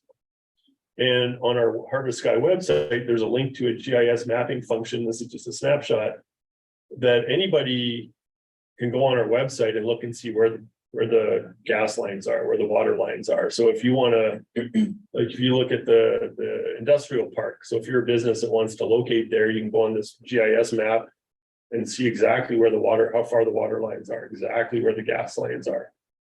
You can go right into Hanna and see where all the sewer lines are, where all the water lines are. So if you want to build a building on any one of our empty lots, you can go in and see exactly where the servicing is. So that is huge information at our fingertips for doing business and investment attraction. What else? So under our third objective, community development projects. I know, and I've talked to other economic development organizations around the province, and sometimes you'll hear people say that community development is not economic development, or certainly your economic development officers don't need to be doing community development. Well, in big cities, municipalities have departments dedicated to parks and rec and fixing up buildings and all that kind of stuff. And I know our staff does a great job of maintaining what we have. That's not what this is about. That's not, my job is not to tell the parks and rec crew that they need to mow the grass or fix Main Street or whatever. But lots of times economic development in small towns needs to help find funding or do some of those other projects that municipalities just don't have the capacity or the resources to do on their own. So we were able to do a lot of, or help with a lot of community development projects, which in my opinion are economic development because you're beautifying your community and making it more attractive for residents and businesses to want to come here. So we did a number of projects. So both Hanna and Youngstown, we did community development design and engineering plans. You've seen the signage. We did both in Hanna and Youngstown, and then we did a couple other strategy pieces. So I'm not going to dive in necessarily to lots of these. The community development plans have laid the foundation to where as funding becomes available, the community can use it as kind of a blueprint to upgrade different parts. So pathways, parks, benches, lighting, all that kind of. But even with this community development one, a key part of the community development was the downtown redesign. So we've used that as we're moving forward. And I know we've tweaked the design and are continuing to tweak the design, but the basic premise came from this document. Yep. Last year, well, geez, 2 years ago now, we were successful in getting the CCRF grant, the Canada Community Revitalization Fund, which Kim applied for and everything, but did that path from the lodge to downtown and did some work in Hector King Hunter Park. The planning for this laid the foundation that, hey, there's money available. Well, we have the plan already, so we can go after the money to do the work. So, and as Kim mentioned, the downtown stuff, the signage,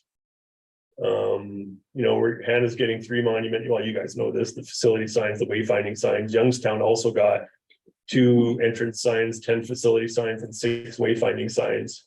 So they have the same thing, just obviously in their colors are going up in Youngstown. So to me, it just speaks to, again, the community investing in itself and making it a destination. When people drive here, like in the business hub, we were getting people that were shopping communities because they want to move out of Calgary. And they're looking at Vulcan, Okotoks, Hanna. When somebody moves here and there's no derelict buildings and there's nice signage and the parks and everything, they're going to pick Hanna. And that's why they're moving here, because it's a good looking community. And then they get here and they meet people and they use the rec center and the arena and the splash park. So Oh, no, it's pickleball. I heard and it more pickleball. yesterday. Yeah, pickleball. So yeah, speaking of that, we did the 2 studies. The healthy living study did an in-depth review with Gwen's help on all the facilities in town, and ideas like a pickleball center and trail system are all in the planning. And again, this is not to take away from the work that the staff does, right? The staff knows what the arena needs. They know what the rec center needs, but it brings it all into one document, makes it very easy to apply for grant funding and upgrades and that kind of stuff.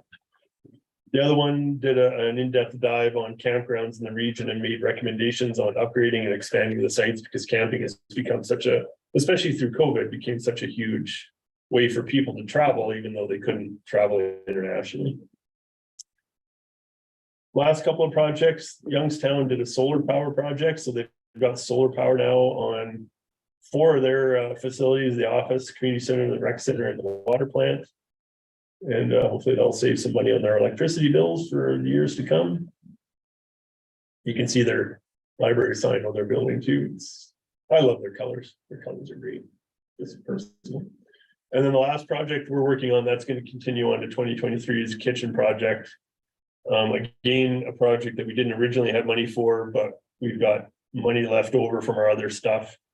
So the plan is to upgrade and outfit kitchens at the Lions Hall in Hanna and the community center kitchen in Youngstown to make them commercial grade.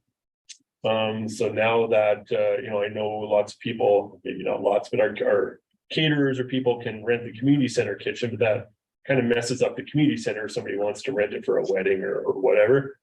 They'll be able to rent the Lions Hall kitchen, go in there, do their prep for their whatever meal they're gonna do, or people that want to produce stuff for a farmer's market or to sell locally, they can't do it at their house. They need a commercial grade kitchen to be able to sell it on the retail side.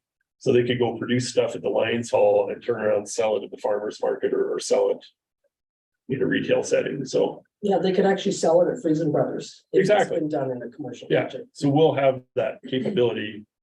Struggling where the project's taking a little longer than I'd hoped, but we'll get there. So, yeah. That's what I'm doing for the last 3 years.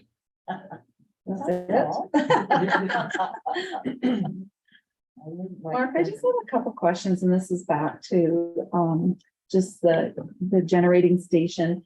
How many employees, do you know these numbers, how many employees we actually lost out there or left those facilities? Do we know I that? don't know for sure. I think anecdotally, what I heard originally was, what was there, 150 at the mine and 150 at the plant? I don't know if there was There that was- much. I think the numbers we used. We're down to like both half around now. 100. Okay. And now, and this is just a guesstimate, I would say that the mine is probably somewhere in the 40 to 50 range. And the power plant would be somewhere around 60, 65, So so we still have about 100.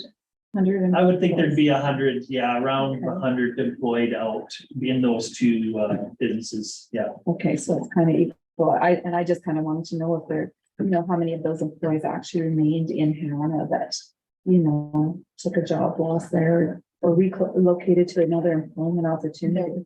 Just kind of curious to know.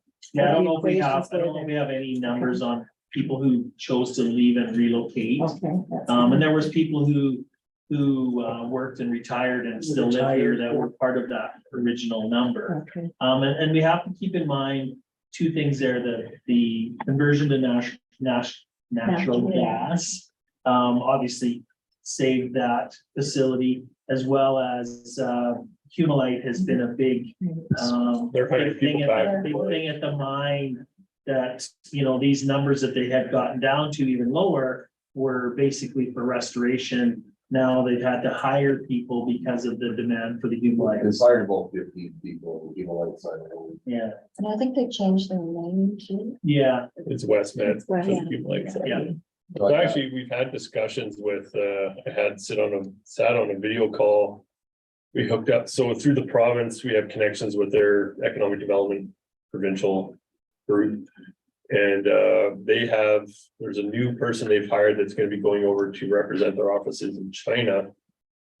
And so we made connections with him. I sat on a video call with him, myself, our investment attraction specialist, and representatives in Denver with Westmoreland or Westman to talk about their Humolite and potential international sales. So we're helping them.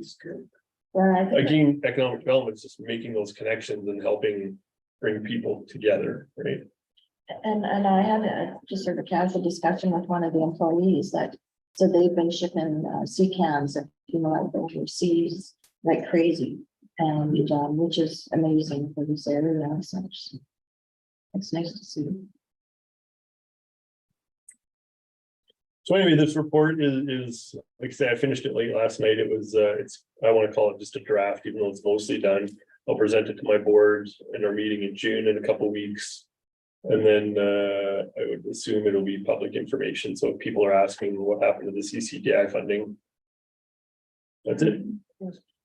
Thank you. Yeah, that's a lot of work has gone into that report itself and gathering all the information. Here's both.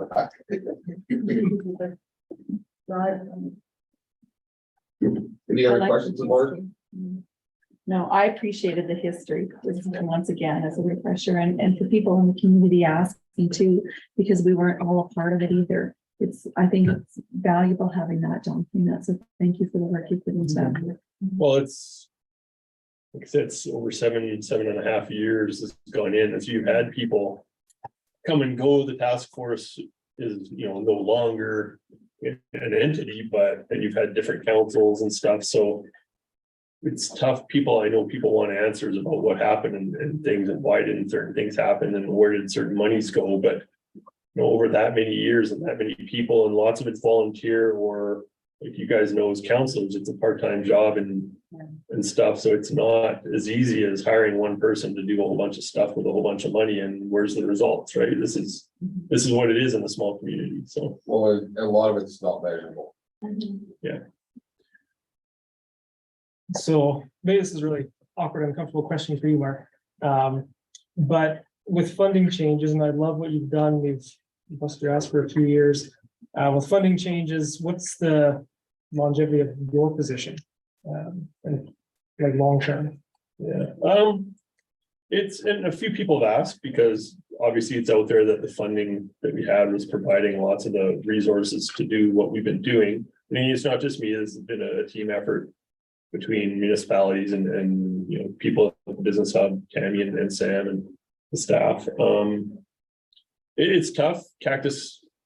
Still say Cactus Quarter, Harvest Sky will continue and my salary, I'm not worried about my job specifically because the three municipalities put in enough funding to cover a salary. It is a part-time job, which again is not neither here nor there for me. It does sometimes limit what you can do. The hard part is, and I think this is kind of part of your question, is trade shows and advertising and project resources and all that kind of stuff. We saw how much we were able to do in 3 years with money, and I'm not saying we need $4 million every 3 years. But right now, the three partners put in enough to cover my salary and rent. So when the time comes for the next project or the next thing and says, we need money for a consultant, or we need money to do this, or we want to continue to advertise to people to move here. Right. I've had a few people approach me in the last few weeks about, because we had money to advertise or to sponsor different things. And, you know, I had another one pop into the office yesterday and say, hey, you want to advertise, do the same thing you did, here's what you did last year. They say, well, my advertising budget is $2,000 or now. It was how many tens of $1,000s before. So I said, sorry. Right. So it makes it tough. It's not my job, but it makes it tough to do those extra things, to keep promoting, to keep the resources behind projects and keep projects moving forward. And as like Kim said about the CAP process, get a great volunteer group, but they need the help, they need support, they need resources to move a project forward. But there's no money to do that. So does that answer your question? Yeah.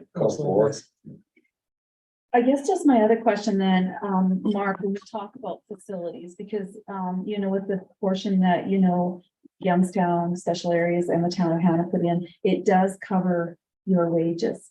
But then we have a facility that you're in.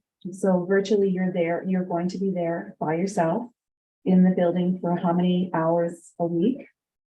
How many days? 4 days a week? I'm technically paid for 30 hours a week. When I was originally hired, I did 4 days a week. But economic development's not a 9 to 5 job. So I track my hours monthly and make sure I put in the time that I get paid for And it. I'm mostly looking at facility use. I'm not looking at your hours and that compensation. I'm looking at facility. Because we right now have a facility that you are in, and up to this point in time, to the end of June, there has been significant staff in there and yourself and a rental with another tenant.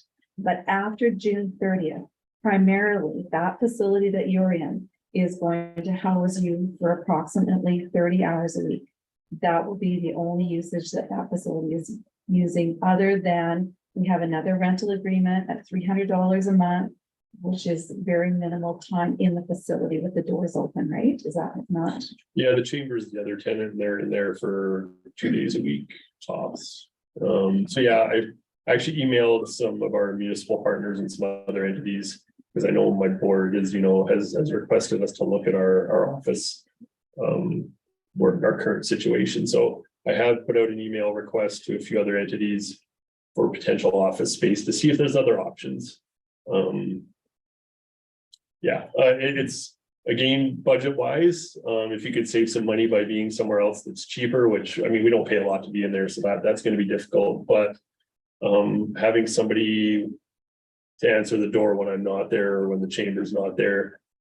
Would be the other thing is right, hey, who can help me with a business question and the door's locked, right? So then where do they go? What do they do? So, yeah, the building, if you're looking from the building side, yeah, I mean, it's primarily gonna be empty. But there is an opportunity, so that means that there'd be 2 offices available to rent, is that correct? And a boardroom. Yeah, there's 4 offices, a little meeting room, which could be an office and a boardroom, and then some co-working space. So there is opportunity there. I think this the last I knew, and I know things are very fluid. The business link person, yeah, is gonna be working out of there. She's, there's an interest for Business Link to rent an office, yeah. So there's always potential. Again, it kind of comes back to Councilor Olson's point about resources, right? Like the business hub, as we saw, was a CAP program. The resources behind it then put butts in the seats to answer the phone and help support residents and businesses and that kind of stuff. But the resources dry up and the services go away. So, you know, anything like Travel Alberta, would there be an opportunity for something to partner with them as an example, or others that? Yeah, anything's possible there. Yeah. But I think that's an opportunity as well, is that, you know, the funds, government money went into developing that hub for our community, and I guess it would be nice to see that hub still remain in a capacity for our community, whether it's renting it out to others that might be looking at temporary office space, as long as it doesn't end up interfering with other private, you know, other people that have similar spaces for rent, which as far as I know, there isn't. I think you're right. And one of the things we have to keep in mind is, I mean, sometimes we confuse the hub as the building and the hub with the business services. So we did present to special areas, for example, back in November, December, something like that, to their advisory council or the board, I can't remember. Anyway, an idea behind some extra funding to keep some of the services. So I really think looking at economic development, you know, one person can handle lots of the business and investment attraction, that kind of stuff.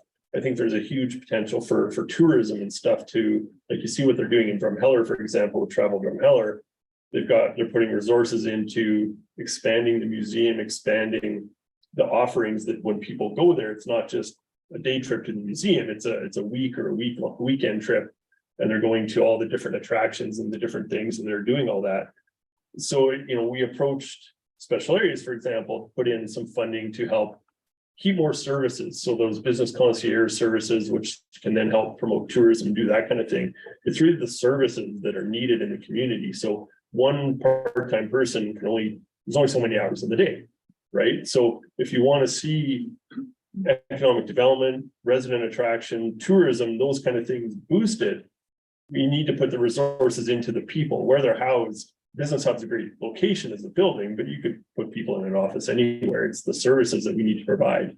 But that's again goes back to where's the funding come from to keep those services, those people, those jobs going. It's tough. You guys know what budgets are like, right? So, and as Mayor Pavlichuk said, there's no correlation between you guys spending money on economic development and any of the results. So it's hard to justify to taxpayers. Well, we spent whatever $50,000 on economic development. Where's the factory? Everybody wants to know where's the factory. The challenge and economic development hasn't changed. It's always been nebulous. But we do have some people in the community who are not economic development fans in terms of spending money on economic development, and they'll go, you know, the town of Hanna has been a partner in Harvest Sky Cactus Quarter for 10 years. So the town has put $500,000 into that operation. And again, the question always is, what have we seen? You know, what has it done? What have we seen? And that's always the hard part to, you know, quantify and say, because we spent that, this happened and this happened and this happened. So, but that's not going to change. It's not going to change. And the question in terms of where you want to go with economic development, and it goes back to how much money our you willing to put into economic development to get the level of service that you want, so.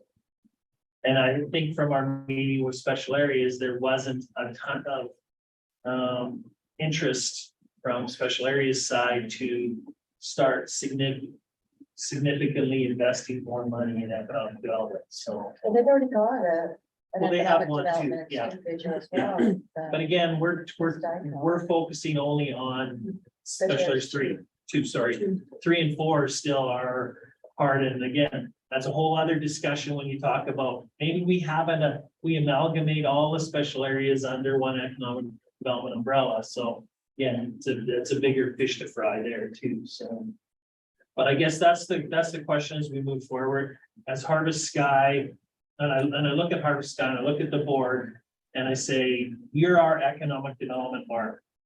So if you as a board are making your plans moving forward, budget-wise moving forward, and you need more dollars to do what you need to do as an entity, then you would have to put that business case together to come back to the partners to say, rather than the town of Hanna contributing $45,000 annually to Harvest Sky, we'd like that to be $75,000 or whatever that number is to meet how you want to move forward. So, Well, and that was the challenge when we had to do the special areas.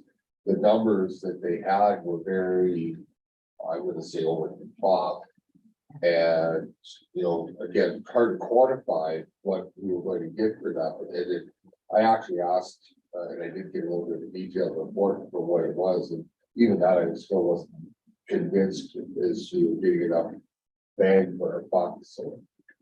but I think that would be my recommendation or suggestion as Harvest Sky is moving forward into discussions about what 2024 is going to look like, 25, 26, that you put your plan together as a board as to how you'd like to see it move forward. And if the board's agrees to this plan, then it'll be basically having to come to the funding partners to say, this is what we've discussed, this is what we've approved, this is what we planned. Unfortunately, it requires additional dollars, but this is why we're asking for it.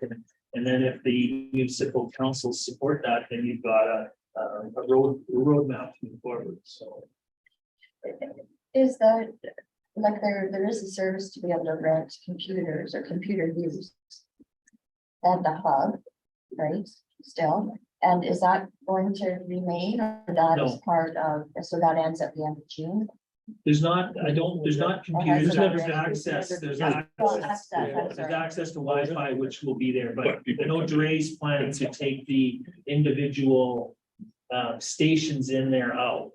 And so the money that went to, and the stations being the, There's co-working spaces. It's co-working space, not the connections, but the co-working space, like they have a little furniture and that type of and so stuff. did that money to purchase that furniture, was that? Links, I understand. Well, links it was, Or was that? it was- The it's CCTI funding? it's great. It was CCTI funding provided to Lynx. Lynx was the applicant, Lynx got the dollars. And it was purchased in the. Separate from ours. Yes, But it was purchased for that building and for that use. Right? The business of the administer. yes. But I understand at our last meeting, you were there at the Harvest Sky meeting, this is out of scope a little bit, just as getting like, yeah, this is a whole nother. But Dre made that very clear, because I asked about furniture and assets in the building, and she said that would definitely be going back to Links. Yeah, but where That's, I guess that identifying. was one question I had, and not, I mean, that came from community too, wondering what would be, how that was established, what was gonna happen to the furniture if in fact that dissolved. You know, if the facility was no longer existent, and to raise that very clear at that point in time, that all that furniture was going to be consumed by Links at that point. Yeah, that's my understanding. I guess my biggest thought with that is we keep. This might be not a nice way to put it, but we're fighting over the furniture and forgetting it's the services. Yes, yeah. It's the concierge and the tourism and all the Yes. services that are important. We're worried about the building and the furniture. Well, I'll stop talking now. I guess, I'm not blaming you No, no, guys. no, I'm just I saying guess that there's seems to be all- the prevalent conversation at the tables is what's happening with the building and the furniture. And but I guess if it was the buildings. The hub's furniture. Selling it, if that was the option, it could go back into operations and more services. yeah, but the Probably not a furniture whole is lot of- worth 20 grand, like, it's not. If, yeah. Mr. Mayor, I just want to quantify this just a little bit. I want to say that that's not necessarily true, Mark. We haven't actually had the conversation with the services. That has not come into question. But what has come into question is our fiscal responsibility with facilities and what that looks like. And we had that conversation when we sat at the table with special areas in that time and what that was going to look like to house that with, with adequate people in place and facility. And those numbers did not quite align themselves. So that in fact is why we are having this conversation. To me, we have not discussed your position, what economic development looks like. We value that in our community. But the facility use is, to me, yes, that is a pertinent question that I think we have to have valid discussions around. When we have a full-fledged facility that is only going to have somebody in it for a certain amount of hours every week, or every week, and one entity is paying $500 a month and the other entity is paying $300, it's not quite covering the cost of the use of that facility. So that comes back on, the council, the community, and the taxpayers. So I just want to say it's not about what you do and economic development. We are in discussions though over the use of the facility and what that looks like. So, Oh, absolutely. It's just, in my position that's, you guys absolutely have to determine that. It's a municipal building as far as I'm concerned, right? That's a discussion you guys have to have. I'm coming at it from the economic development side of, right, the services, like, you guys absolutely have to figure out what you're doing with the building. That's not my concern. And so That's true. my comment about the computer access is for being able to provide services where Yeah. people could come and access computer connections and that sort of thing and still be able to utilize that service. But yeah, the actual human resources is invaluable. Okay, any other questions? Thank you for the Yeah. information. I Yeah, that appreciate was that. It was amazing. very Yeah. good. Thank you very much. Thanks for your time, as always. Hearing none, can I get a motion to thank Mark for the presentation of their housing, plans, the assistance study, and the update on our economic development. Also, control at his time. Way ahead. Okay, both of us had our arms up. All in favor? Oh, thank you, Mark. Carried. Yeah, Mark. Wake up. Have you do a little routine here now to wake up after you're sitting for 2 hours, so. Wake up. Well, there's riveting. We were You're riveting. we were engaged. No, but you're getting settled in your seat. Brought lots of, I enjoyed the conversation, actually, sitting on the other side of the table. And lots of things were popping in my mind and, it's great. Our families personally use the business hub with international coming back into the community and using it. So it's, interesting to hear the discussions. And I also sat as a library board member sitting there thinking, we have access to computers and Wi-Fi right in our library for people to use at no charge, which is a great service that has just been upgraded because we have now the outreach school located there and they put some funds into upgrading our computers. So that's Thank you kind for of that. nice. That was Yeah. one of my questions. Yeah, I was gonna so, question yeah, down so- about the library usage, because I understood that they have computers with free Yeah. Wi-Fi that is accessed anytime that the Yeah. library is open, right? Yes, and our difficulty is the hours of operation, right? Because some people want to be in the evenings and so we're still working through that. We've been able to expand the hours a little bit. But yeah, so it's nice to hear that, just sitting here. And of course, my little mind still is going on our community center and trying to find those dollars to upgrade that. And I know Kim's been working on that. And when you go to your mayor's garden party, make sure you go to the washroom and imagine that you have a walker or a assist to be able to use in those washrooms. And So I know council's got lots on their plates and things to look at, but looking forward to next week though. I know lots of people are, so. Do you sign up for the? I have not yet. No? No, I have not, but I thought we were gonna be your Today's the star, deadline. star show. Part. Anyways, I'm here because of Music in the Park, and I want to thank council for their support in that project. This will be our third summer. It started through a grant through Blue Cross, was how it started, and it was because of COVID. And what happened that summer actually surprised even me. We got some really good connections. We have great musicians locally that we often take advantage of, take them for granted, and had some really good discussions with Lisa and Sean and talked about what was happening in the industry, and COVID had shut everything down and people weren't working, and they were trying to find spots where they could work, and people were also hungry to have that opportunity for some experience again. So at that time, we got the Blue Cross Community Roots COVID funding and put on Music in the Park. And it surprised me the number of people that came out to the park. And I had difficulty counting because that park is so big that you have to count under the trees to see how many people are there. And so the first year was a good test run. And last year was, again, we had more people come out, very well received. And this year, people were asking at the end of last year, is council going to do it again? Is the town going to do it again? And we really appreciate it. And people did that locally, but they also did that by opening their purses. So we negotiate a very frugal fee with our artists. We're not paying anywhere near what they generally would be getting. And they're coming because it's a Sunday afternoon and they're working it out on a gig where maybe they can travel by and pick up a few bucks. We're only asking them for an hour and 15 minutes. So they're not doing a full set, but they're also adding it on. And one of the things we did was we asked people to, if they wished, to contribute directly back to the musicians. And what I found is people will donate. I've had people give coin in the donation. They give $5. I've had as high as $100 donated.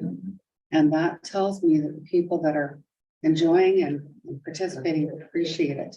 And our lowest, and that money goes back directly to the artists to help with gas, because they haul their equipment and haul their gas. And it goes back directly to the artists. And so as a result, we've established a really good relationship with the artistic community and our community. So I looked when I did the bookings as a volunteer, which I find really fun. Thank you. But when I've done the bookings, when I talk to the artists, and I'm looking, keep some of them coming back. So you'll see on the lineup this summer, we're having, of course, Scotch and Starlight, which is Lisa Dodd and Ryan Davidson, 4-time Grammy Award nominee. She's You amazing. know, and we've got, you know, guitar bass player of the year award winner. We have people that are international entertainers. When I look at Over the Moon, they are well known and well received in the UK. But these are highly professional musicians. But we get them coming and then they talk to their friends. So when I contacted a fellow by the name of Bobby Gose, who is a musician who's been performing for over 40 years. He's been in Alberta, primarily Calgary. He plays rock and roll standards, maritime music. He's a guy that's made his living off music. And I asked him if he would come out to Music in the Park, and I gave him some background and I explained who some of our artists were. And he spoke to me and he said he'd think about it, very reserved at first, and he's got his gigs lined up. When he called me back, he said he'd spoken to some of the other artists. They told him how well the community receives them, how much they're appreciated, that the other artists enjoy coming to Hanna, and he absolutely booked in. So he's coming on August 6th. So if you want to come out and see him, our Our first one is on July the 2nd. It's Jen Beaufrey. Jen didn't skip a heartbeat. She loves Hanna, loves coming. Again, audience is always very kind with her. Next one is Over the Moon, which is Craig Bignell and Suzanne Levesque. Suzanne is part of the Traveling Mabels. So, you know, we've got some neat connections there. Lisa and Ryan I talked about. Charms, which is Denny Dufresne and Megan Ann Kunch. They come back, just incredible, very nice, very highly trained, highly, you know, high performance. And of course, on the 30th of July, for those that missed Saturday night, you can come back and enjoy Garrett Gregory. And I'm really pleased, you know, our local musicians are in demand and they're now things are heating up, people are getting gigs, and Garrett was the first contract I got back signed. I got that. And when I approached people, it was immediate. So they like to come back for their hometown. And so that's nice too. I mentioned Bobby, and we have a new one on the key this year is Dean Ray. And I haven't heard him myself in person. Got some of his videos. Thought it was interesting. He phones me, apologizes for some delay because he's in Vegas doing a gig there. And I thought, this is their world and this is where they're at. Everybody's all over. And, you know, it's nice to know that Hanna's a stop. Dean Ray has played here several times at the community center Yeah, for. I haven't heard. That's what I was saying. Yeah. Okay, yeah, So I was like, yeah, yeah. yeah, because he's from Three Hills. Yeah. Yeah. Yeah. Yeah. Done lots So that of was kind of nice though, that New it was Year's like, Eve parties and weddings and lots of, that's great. so she'll be familiar to some of the people from, Oh, for sure, yeah. Christensen is coming back again, automatic when he said, and our final closing one is Eva Levesque, and Eva's part of the Traveling Mabels, now lives in Delia. You know, again, no hesitation in coming to Hanna. So I'm hoping that council, you know, will definitely find some time to come out on the Sunday afternoons. I've already heard from lots of the residents that they're looking forward to. Last night at Ladies Golf, that came up again. How have you booked? You know, what's happening? I'm so glad it's coming back. Sorry, I couldn't come to them all. But What time again? from 4 till 5:15. Thank you. Yeah.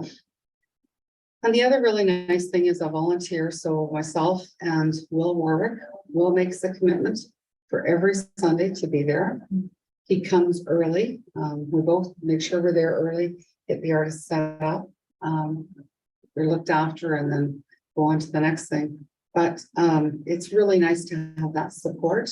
We didn't have to move one show last year into the community center, and I should touch wood, because that's our backup plan, that it'll happen rain or shine. And we don't really want to move into the community center because it's such a nice atmosphere outside. But we appreciate that we can move in the event of rain, and people know it's going to happen no matter what. So we have a lot of people that are in the manors that sit out on their decks. They don't even come into the park. So in terms of trying to figure out how many people are there, I've had anywhere counts from, we had a really low one last year, towards the 50s, I think, but generally she's sitting up around 100, 125, 150. I think Garrett was our high number last year. There was close to 200 then. And then, as I said, people all around the area that are listening. Because I'm slightly competitive, I want to know how we measure up to other communities. And so I looked at communities like Lacombe, where they do music in the park. And I started sort of looking at what they had for numbers. And they're ecstatic if they get 250 to 300. And I thought, well, I'm going to be darn happy that we have 200, because we also have all those people that are on the edges that listen. So What's the population of Lacombe? yeah, Yeah. exactly. Yeah. Way bigger than that. Yeah. Yeah. So I think it's definitely well appreciated. If you're not hearing as council members, it is definitely well appreciated. We did do a little, tried something a little different last year. We brought in the puppet show for kids, because our concern was, well, are we really broad enough, family oriented enough? And we see everything from babies in carriage to little ones to, you know, seniors coming across. So there's full spectrum of the age group there that are are coming and enjoying it. But we did try the puppet show last year and it didn't work as well as we thought it would. It was limited attendance. It's a Sunday afternoon at 4. And quite frankly, if it's a nice afternoon, those kids are gonna be at the pool or they're out of town camping. So, and it made it a little later for the day. So we didn't even try to go back to that kind of a mix this year. We left it with what was successful. So I just wanted to come in and give that face and an update and say, personally, thank you to each member of the council for supporting and promoting the program. And Lori's does an outstanding job of, you know, doing that promotion. I know she's got some stuff coming up in the key, so we'll see more of that coming out. But people are asking and they appreciate it. And on behalf of both Will and I, we appreciate it as well as volunteers in the program. So thank you. Thank you. The only other comment I would make, so Gwen had mentioned in 21, we got money through Blue Cross. 22, council had budgeted dollars to do the program on our own. Then we were fortunate, we got that Celebrate Canada grant that we brought Gord Bamford in. So we slipped all the music in the park underneath that grant. So then we basically took the money that council had set aside in 2022, we put it into reserve, and we're gonna pull that out for 23 to fund this program. So Did you have enough money last year? Yep, we're able to negotiate and I guess I'd be remiss if I forgot, Lane Reese also donated $4,000 first to year, this program the first year. I walked over with a $4,000 check and I was shocked. Yeah, but yes, it's, the artists have been very, you know, it may become tougher as things heat up and get busy. But I'm finding it's just a general comment. I don't have any, people are still reluctant to come out. They still want to be a little bit distanced. Yeah. They're still not jumping to be out, despite, you know, the opportunity for a fun time and an enjoyable evening. We're not seeing the numbers that we'd seen pre-COVID. But the Garrett show, I think, was the day I realized maybe things are starting to turn, because there were so many people and interacting. There were people hiding in corners, and that was amazing. So I think you might find a difference this year. 76% of those people that came to that show were from out of town. Oh, it was. you just mean that, are we talking the same, like Angie at Council Work, I think is talking about this past Saturday. Yes, that's what I was Oh, that's what talking you were about. talking to. I thought you were maybe talking about last time. No, I think this year, that was a real big one, were people gonna come out that late at night? I volunteered till 2 AM, so I deserve a medal, because I have never seen 2 AM, I can't remember the last time. And, but to see that many people come out again from out of town, they drove into the roundhouse, and the facility was incredible.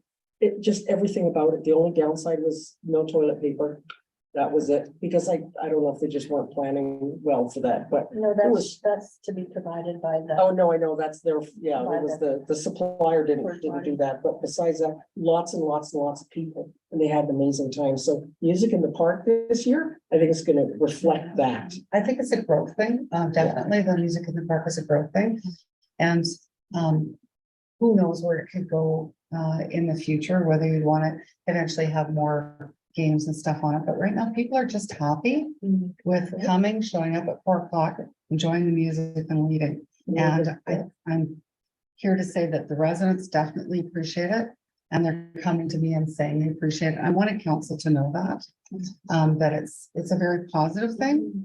And the musicians all think Hannah's wonderful. So that's always nice too, because that's that word of mouth across the way. So. Well, and I think it's a bit of a mental health thing too, because it gives people a chance to come and sit and not have to be doing something all the time. And I don't think we do enough on that. Yeah. To kind of, yeah, so that's good. And kudos to you for all your organization and such. Well, we start about January and then you kind of, but yeah, it's, Same. yep. You're welcome. And if there's ever anything that you see or not right, I will say that the staff, the summer staff and the park staff, and I'm a little bit biased, but the pool staff helped set up the tent and do some of that heavy lifting for us. And they come over for 10 minutes and do it and come back and take it down. And that cooperation is, it's priceless to be able to coordinate that and do that. So thank you for that as well. I think that's it. You have lots on your agenda. And have a good rest of the day, unless there's any other questions. Thanks, Gwen. Thank you. Should we get a motion to thank Gwen for her presentation from East Park 2023? Counselor Bowden is way ahead of you. Oh. I'm In favor? Mr. Mayor, can I just ask a question? So, can I just ask a couple questions around music in the park? So primarily this is ran by the town of Hanna then? The town had a program, yes. Okay, okay, I guess that's what I'm wondering, because I was just wondering if at some point in time, I know you have, volunteers volunteering their time and energies and resources to put this together. Would there be consideration in the future to giving this to one of the non-profits? 100%. And, okay, has that been presented to any of them, or has I'm that? not sure. We haven't presented it to, I think, you know, and I don't know if this is the group you're thinking about, but when the Front Row Center wanted to take it on, or if there's another group that want to take it, it's not a moneymaker. Like there's no money for those groups. And I know sometimes when groups want to do that, they're trying to fundraise or build up something. There's no dollars there unless, you know, somebody put a proposal together and they wanted to do this and they wanted a certain amount of dollars, and that's something we can talk about. But, Yeah, and I guess my other question would be then in regards to a not-for-profit taking this on just to, you know, to set it up and orchestrate it, would those dollars, and I guess this would be a council question, would those dollars that the council is now funding this, would those still be provided? well, I think my expectation would be if a not-for-profit came forward and we would be looking primarily for the not-for-profit to do the management, the setup.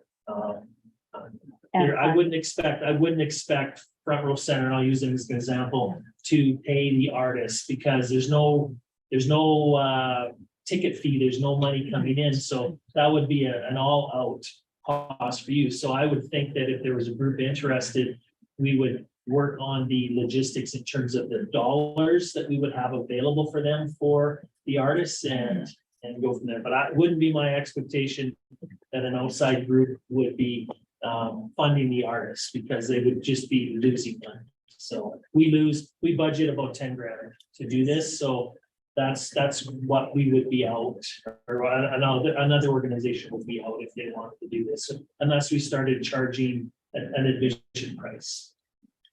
Thank you. I was just curious, because it does fit under our kind of portfolio. It does, yeah, You know, fully. Yeah, So no, I just kind of was curious about it. I mean, we're It's big. very fortunate. I will say we're very fortunate to have, like Gwen is passionate about it. She's also part of Front Row Center, but to volunteer to do that. But yeah, if that ever ends there, Yeah. you know, I just kind of wonder where it would. you know, Or where if it there's would any, fall. or if there's any interest from Front Row Center playing a bigger role in the program, certainly we're open to that. Okay, thank you.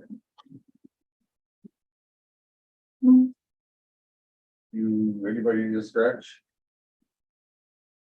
Oh, yeah, yes, I'm sorry. Yes, Mr. Mayor, I would. Yeah, it's fine. I'm all right with that. Sorry. We'll take a 5-minute recess.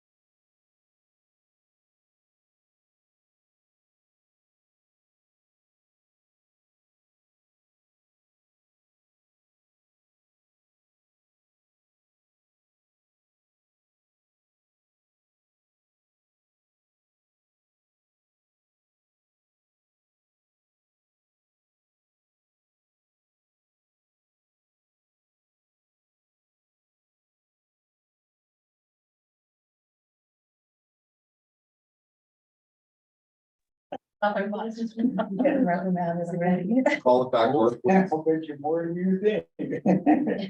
order. Mr. Dill, Did you wanna, I don't know if, public presentation, Sven, you want to speak? No. Okay, just a couple of things, and I can certainly ask any questions. So Seniors Week, Mayor's Garden Party is next Tuesday. Who is available? I am.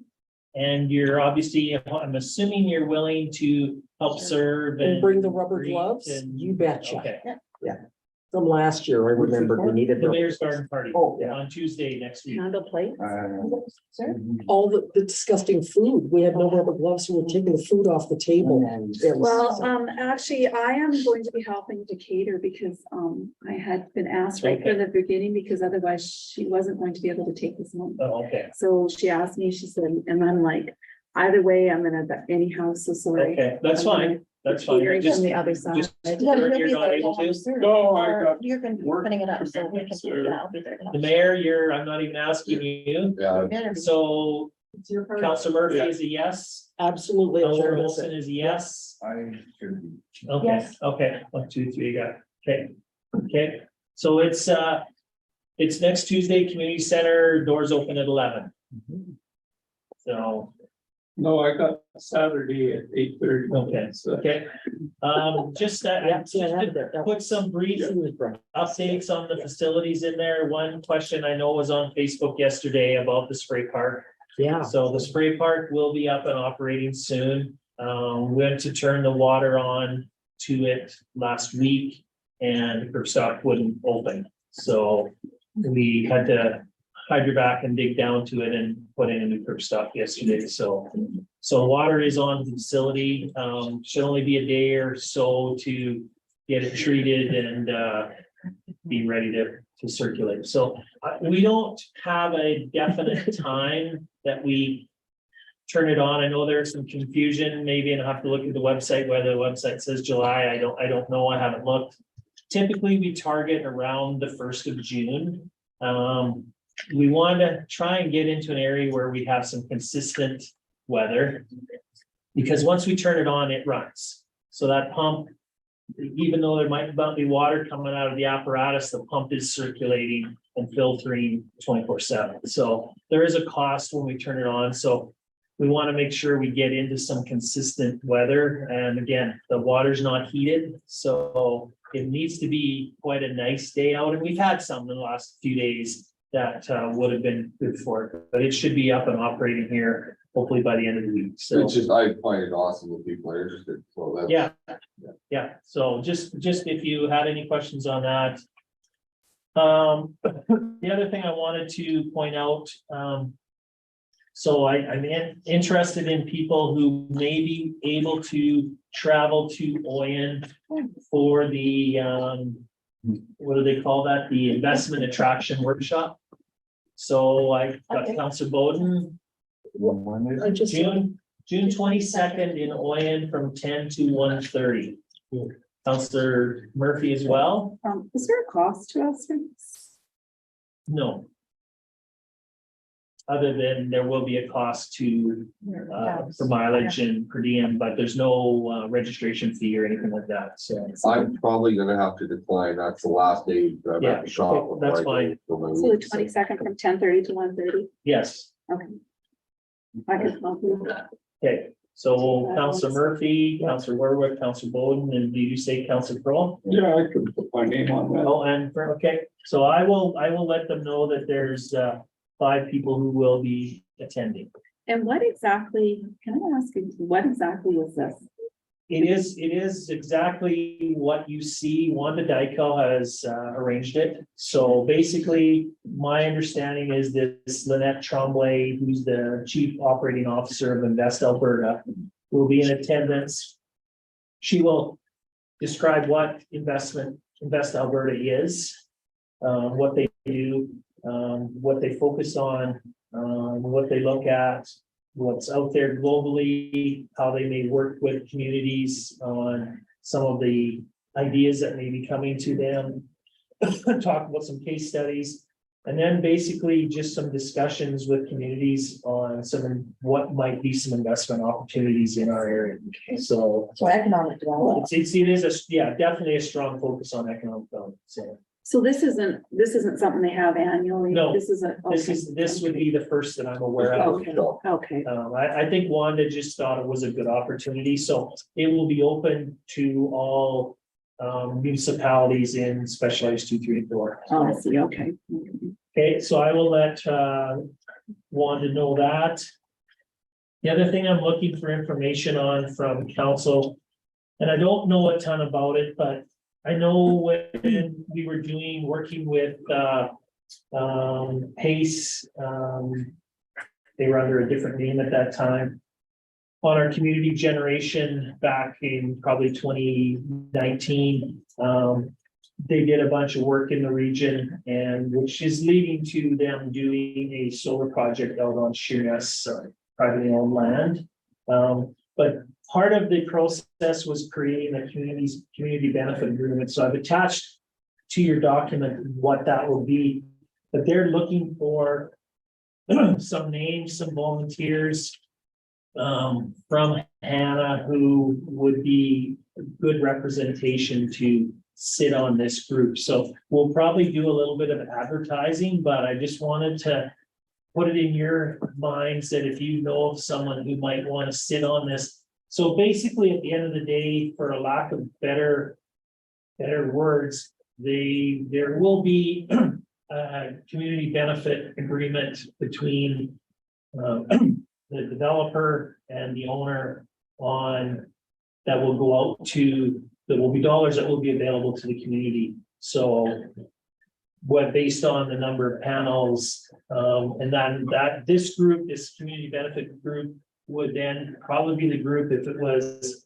$10,000 a year, that would be able to allocate where that $10,000 a year may be. So it's how they see themselves with the renewable energy projects giving back to the communities. You know, they're gonna make their money on selling their power. So the developer's gonna make money there. The landowner's gonna make money based on the lease.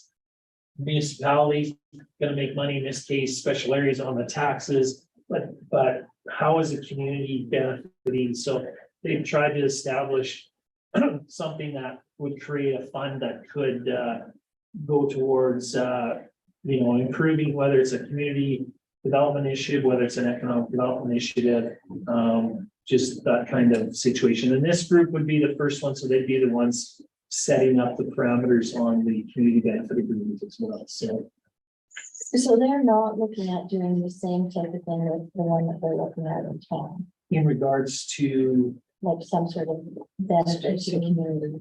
yeah, the one in town would definitely will be looking at doing a very similar community benefit agreement as well.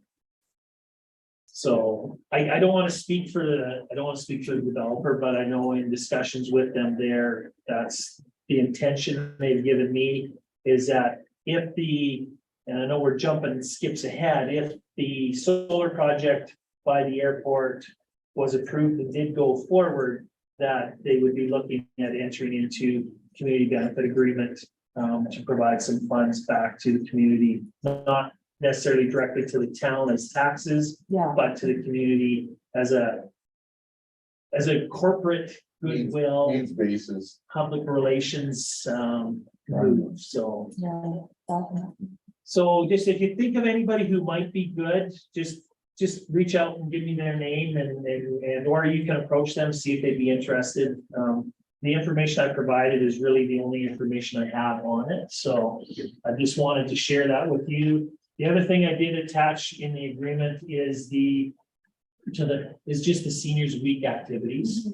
So it's a great week. I think a lot of our seniors you'll see at almost each and every one of these events. And so if you've got an opportunity to slip into any of them, please do. So, but I'm looking forward to next week and that moving forward. So the only other thing I didn't put in my report, just an update, and I don't have any further information. So there still is a few signage things in town that have to be installed. So when I say that, the 3 entrance signs, my understanding they would be installed this week. And then there were a couple of signs that, either had to be relocated, just off of, because they would have been interfering with water and sewer lines, so they had to be shifted in. In a couple of those situations on Pioneer Trail, it shifted them off the road a little bit, so they found themselves under the power line. So then they had to have a crossing agreement with ATCO to be able to install, and ATCO has to be there to watch the contractor install the signs. So they were working on those yesterday, so I'm hoping by the end of the week that they'll all be done. If you drive by Richard's Welding and the park shop on Railway Avenue, the trailer is there with the 3 entrance signs on them. So I'm hoping that trailer's gone soon and the signs are on, so. Yeah, go ahead. I did have a question about one of the signs. I was gonna actually call you. Like it seems really close to like, like the edge of the road is right here and the sign just kind of juts right, I don't know. It seemed like it was so close. I'm like, I had kind of had a conversation with my husband about this and he said, well, what if you're driving like a big truck? He said, well, you gotta make sure but I'm just thinking it seemed really close to the edge of the road if you go down, there was another post beside it too. There was I don't know what the little sign was. It was kind of up. I'll Right find the bes- ball line there. Yeah, just by the Lutheran church to the east there, like it just seemed, I don't know, you have to drive by to actually get a feel for it. And I just kind of struck me funny just with the positioning of where that sign was. The others didn't seem as bad, but that one just seemed. And sometimes really close to the edge of the road. depending on where they're at on that side, they're working around utilities of some And I sort, so- realized there was a power pole there and then further up, so I don't know. if Yeah, so that's- I don't, that one hasn't caught my eye, Councilor, but yeah, so I think for the most part, I've had positive Look comments nice. on the signs. I was with Cam McCabe on Monday night and he just brought it up and said, yeah, I know that signs, they look really nice. And we talked about it, and I'll tell anybody that I'm not a big wayfinding sign guy. Because now when people travel somewhere, they generally Google Map or check it, and they know. Like I say to people, I don't drive into Drumheller not knowing where anything is, saying, well, I need to find the arena, I'll just look for the signs. But Cam's point, again, from another outside point of view, Cam's comment was, what strikes to me is it's just pride in your community. It's welcoming. You put those up and you're showing pride in your community, pride in those facilities. And so, but we've had good comments.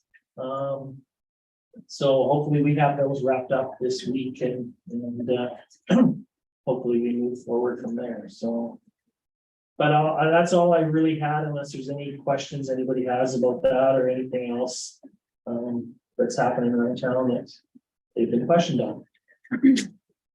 Mr. Mayor, in regards to the derelict properties that we removed the buildings from, one of them right beside the York Cafe was kind of resurfaced and it looked like grass was freshly planted on that. We seeded it, yeah. We seeded that. So I guess the question that I have from the other properties in town is that going to be happening to those properties?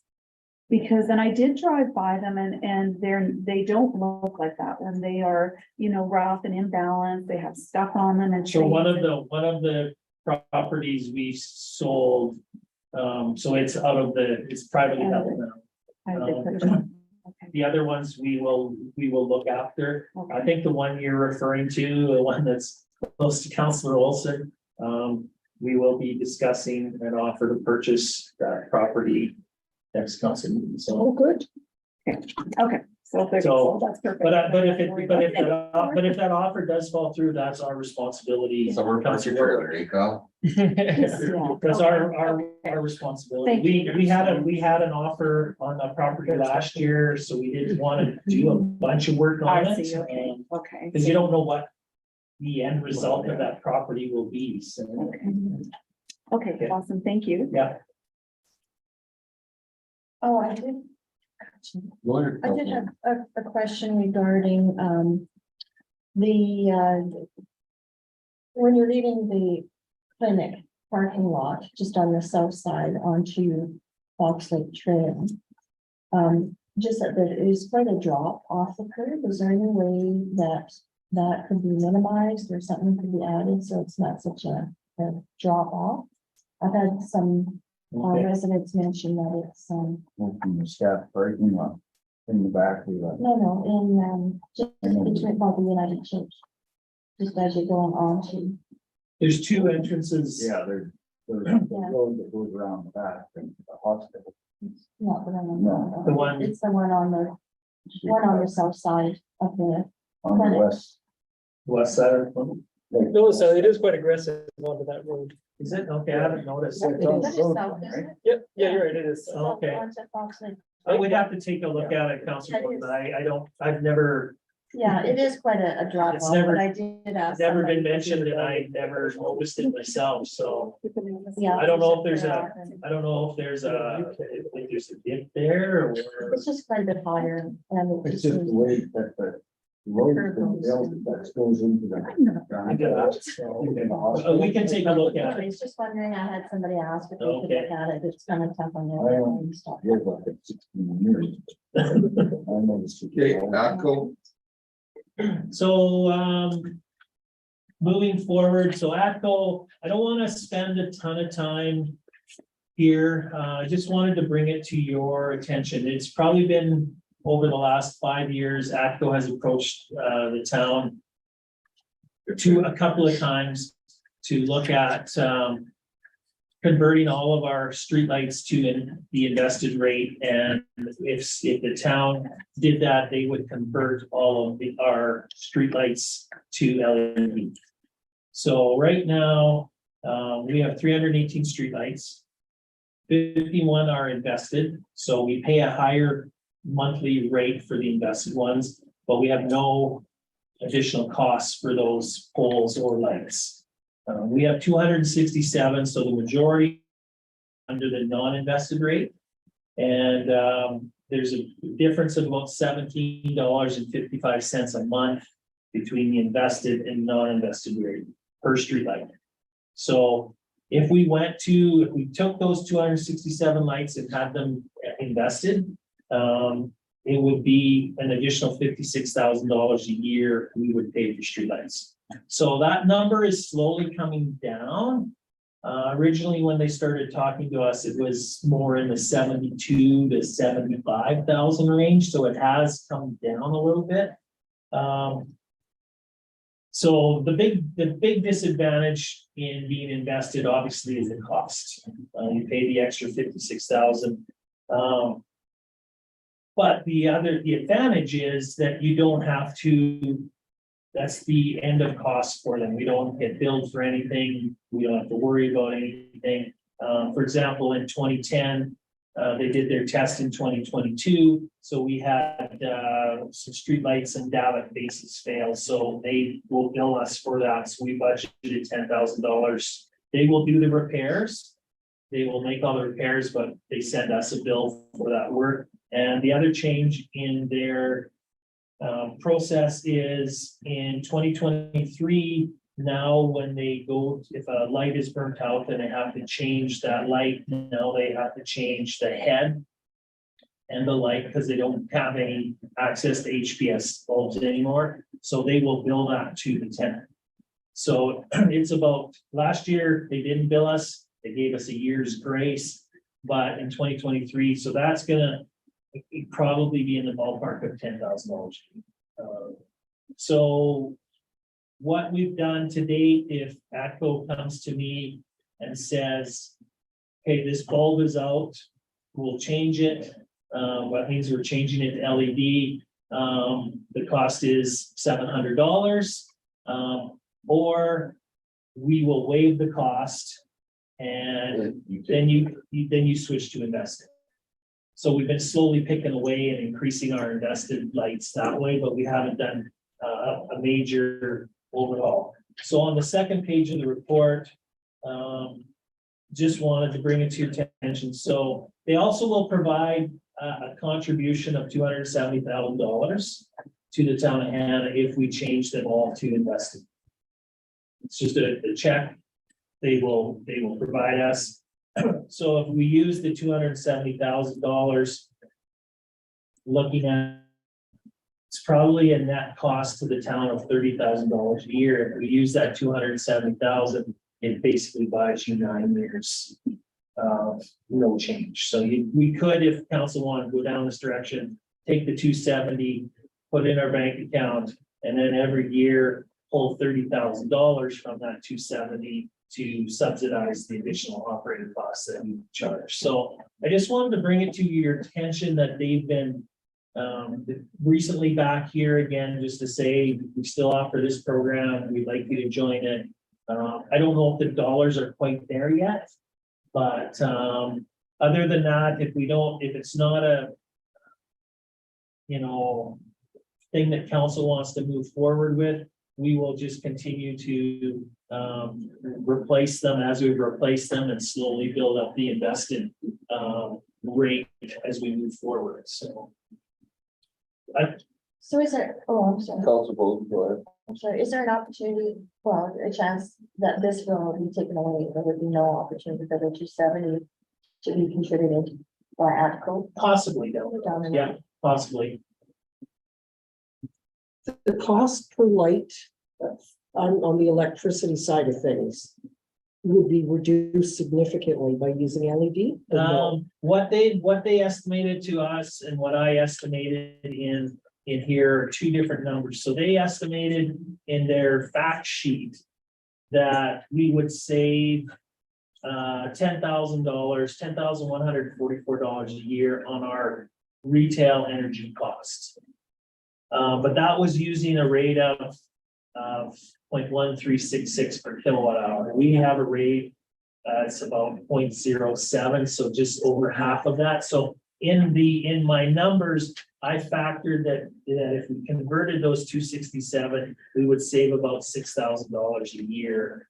So, which isn't, again, it goes back to our discussion about utilities. We still have that big amount about transmission and distribution that we're not reducing. So, like I said, if council said to me, yeah, let's move forward, we want to have all our lights converted to invested and all LED, we would enter into an agreement with them. They would give us a contribution of 270. They would come in, they would replace all those lights, and then we would, probably be about $30,000 more a year to our operating costs. But again, takes off all costs or responsibilities of the town for any maintenance and operation. Right now, we have 267 street lights that if the pole failed, they'd be coming to the town and saying, we've done our inspection, the pole failed, we need to replace it, it's gonna cost you $10,000. So it's a bit of an insurance policy, but that $30,000 premium is what trying to play with. So I don't know if I explained it well. It's a little bit of a complicated situation, but I know the prices have slowly been coming down. I guess I always thought in my mind that they would basically get tired of us having HPS and just come in and say, we're doing it anyways. But they've been fairly rigid in their position that to convert them. And now they're basically saying we don't have access to HPS. So if we have to change a bulb, it's basically changing the head, and they range anywhere from $700 to $1,200. Mr. Neil, just a couple questions. Just with the change in the heads, do we have to have ATCO do that? Yes. Do we not do that ourselves No. at all? The agreement we have with them Is they'll do it? is But if we didn't have that agreement, could we do it? we could, if we took over the electrical distribution system in town ourselves, we could, as a utility. And also just, the 51 invested, are those downtown, on the downtown core, or are those spread? They about? would be all over. The Okay, ones so that, we don't the know ones which that ones would jump out to mind, like in 2014, we changed the ones downtown to LED on the black overhead. So there's 13 or 14 there. The ones we did at Fielding Place, there's another 5 or 6 in there, are part of invested. And then as heads have gone and they've replaced it, just we slowly been building that number up, so. But they would be all over different locations in town, whether it's not just a section of town that would be invested.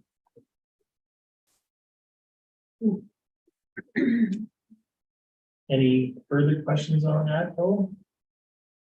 I don't know, I kind of like to put this on a spreadsheet and just see long-term, short-term, where the balance is. And where exactly is it beneficial for us to, make the investment? And what is the end cost for us overall? And is that going to change? Well, the challenge and what I tried to do here was I just took an estimate. If we said, okay, we're gonna have 2 Failures. replacements a year, it's about $10,000. If we have 13 head failures a year, it's about $10,000. But you could have a year where they do the test and they come back and they say, you have 20 poles Right. that need to be done. Knock on wood, in the 10 years I've been here, we haven't had a lot of that. The age of the poles, the age of the head. Well, the longer they go, right, the longer they go, probably down the road, although I'm not sure what the lifespan of a pole is. If the lifespan of a pole is 50 years, 60 years, I don't know, so. I've noticed driving around, they all look to be, ones that pay me attention. Yeah. They'll do a structural test to make sure that they're not gonna blow down in a wind or anything, and when they fail that structural test, then they say, okay, yeah, it's time to replace, so. So the ones downtown are going to be replaced through the beautification program, is that right? If we move forward with that program, yeah. So will that eliminate some of the cost? Well, no, what will happen there, Council Warwick, is they will, ATCO will install the new style pedestrian friendly ones, right? So they will want them to be invested at that time, so. So we don't have to do anything with this. I just wanted to bring it to your attention that it's an option that's there. And as far as the life cycle span, Council Warwick, that I don't know if we can give any certainty to. But like I said, if we use a couple of estimates in there, that we're gonna be doing something, I still think we're paying $30,000 more per year to do that. And if they give us a contribution of 270, that covers 9 years. Then after that, you're basically picking that $30,000 up tax wise, so. I'm pretty sure I know the answer to this, but when they come in and say you need to replace this bulb, it needs to be invested. They don't give you the $1,000 per pole. That's a one-time. Right, Okay. what they do though, in this case, and this is where the 270 comes from. So because they will be invested, so now what they do when they have to replace that bulb and that head, they basically say it's gonna be $700. You can choose to take option 1, which means the town of Hanna would write a check to ATCO for $700. Or option 2 is they will do it for free. But then it's turned into investment. Right. So that's where their 270 comes from, so much per light pole, right, or street light, so. It's our bargaining power. Yeah, I mean, what is our bargaining power with them? I mean, you say like our budget line is all this. yeah, I don't know if there's many options. They'll just say, if you don't want to move forward at this point in time, they'll just continue to replace as they need to and replace poles as they need to, and if they're non-invested, then the bill will be coming to us, so. But we slowly, like I said, we've slowly been changing the numbers. If we change 10 heads a year, then next year at this time we'd be at 61. And it's still probably 15 to 18 years away. And again, I have no guarantee, Councilor Warwick, that 1 year we might have 50 heads. Right.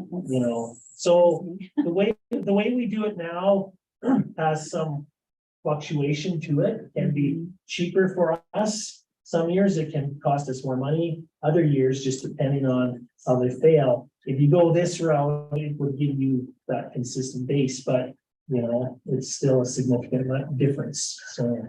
So you're basically kind of getting $270,000 to postpone. Well, to deal with it as a well, and to postpone the balance to another 9 years. To Yeah, address the rest. Yeah, the additional costs really, if you wanted to take the 270 and basically say, we're putting this 270 in this bank account, it's gonna cost us 30 more a year, so we pull 30 out after 9 years, there's no money there, so then you're paying the 30 out of your own resources, you know? So it's getting better to be closer to a consideration. Mhm. And I've said to ATCO, this is not any disrespect to council, but I've said to ATCO, some communities will want to switch their lights to LED because they want the social license. They want that green license that they as a community can say, yeah, we're green, we're saving energy, we're reducing greenhouse gas emissions because we've converted, and all our streetlights converted to LED. I said, I don't have that push from my council that they're looking for that license and are willing to spend additional dollars for that license. Did they do a comparison as to, did you say that already, that from the HPS to LED, how much reduction in the amount of power? It would be based on the rate we have, it would be about $6,000 a year. And I factored that into the 30, so. So if council just needs to accept the report for information, Mr. Mayor, unless there's a direction that they want to go further with this. More discussion? No? Okay. Motion that we accept this for the will and the other. The ATCO electric LED streetlight report for information.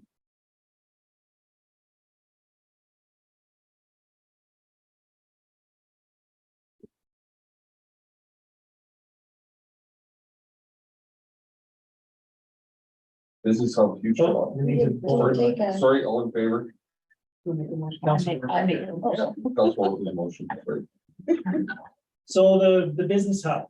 So we got into a bit of a discussion earlier when Mr. Nakota was here. So I just put this report together, gave a little bit of history, gave where we're at. So I just want to review that through with council, and then we'll have this discussion following that or address any questions. So in July of 2018, Mr. L was the owner of that property where the business hub sits at 203 Second Avenue West. He had built that building in 1993 and used it as his accounting office until such time as he constructed this building and moved into this building. I think from my understanding from that point in time, and I'm going to maybe look at Councillor Olson, I know special areas had a department in there. I don't know if it was from around 2004, 2005, or I don't know how long they were over there, Councillor Olson. Yeah, they were in there for like a year after I started. So And when they were did in you there for start? before that. 12 years or so, 2010 I started, And they were in there already? Okay, and they were only there for another year or so. okay. Yeah, they weren't there very long. Yeah, so it's been a couple of years. Who was the special areas? Yeah, assessment was in there. They were there till 2017. Till your new building was built. Time flies, I guess. So It was a yeah, couple of years. I started, they put the addition on and then they left that building and came over, and my understanding that was in 27. Guys completed, special areas in a completed. couple of years, 6 years. Okay. Ish. So then I think Mr. L listed the property for sale, lease, didn't have any uptake on it. I think he got tired of us sending him notices and bills for cleaning the sidewalk and stuff. And I think he just felt he didn't live here, he wasn't here. So he approached council with an offer to donate the building to the town for a tax deductible receipt and basically an assessed value of it and the waiving of the 2018 taxes. Council of the day in 2018, accepted that offer. Primarily because I think they wanted to have another tool in their toolbox if someone was looking to approach town while starting a business, running a business, that we might be able to incentivize that building or use that building as a tool to entice. Shortly after that, we talked a little bit about this, the Learning Center through the coal transition initiative got some significant dollars to create the business hub. So in 2019, the last half of 2019, Business Hub had significant renovations done in the building. So if you walk in the building, basically anything you see has been redone. So whether it's flooring, whether it's painting, whether it's lights, whether it's tiles, they created a couple of additional offices, the boardroom was all done under the grant dollars. And we did sign a lease with Lynx at $2,000 a month, which carried forward to March of 2023. So we know that, as we discussed, we know that the funding has elapsed as of 2023. So as of March 2023, we're not receiving any more dollars from Lynx for that building. Mr. Lockhart is still operating out of there. So and same with Mr. Hayworth. So it's operation still has been pretty much the same as it has been, because Sam's there to greet you. End of June, Sam's position is completed, as well as Levi is going to be moving over to a learning center to do his digital squad work. So when we approved our budget in 2023, we budgeted $6,000 from Lynx for January to March. Harvest Sky, we factored in 9 months at $500, so $4,500, and the Chamber of Commerce 9 months at $300 for $2,700. So total revenue for the building in 2023 is $13,200. The budget for expenses is about $12,740. Some of them are pretty stable numbers and pretty accurate numbers. So insurance is what it is. Goods is a small amount. Natural gas, so that's based on our utility costs for natural gas. Power is based on our power costs, and taxes, water, sewer. So because it's billing that's being used, the town is paying ourselves the taxes for that property as if a business was in there. And the taxes are around $3,000 a year. And of course, the water sewer you bill for that account. The variable in all of this, that knock on wood, we've been fortunate so far, is the repairs.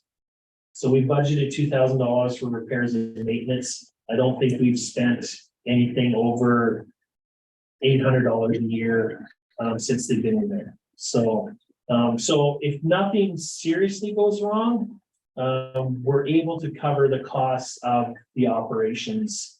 The other thing I want to point out, so when we took over the lease with HLC, and so the year 2020, 21, and 22, each year we would transfer the profits on that facility to a reserve.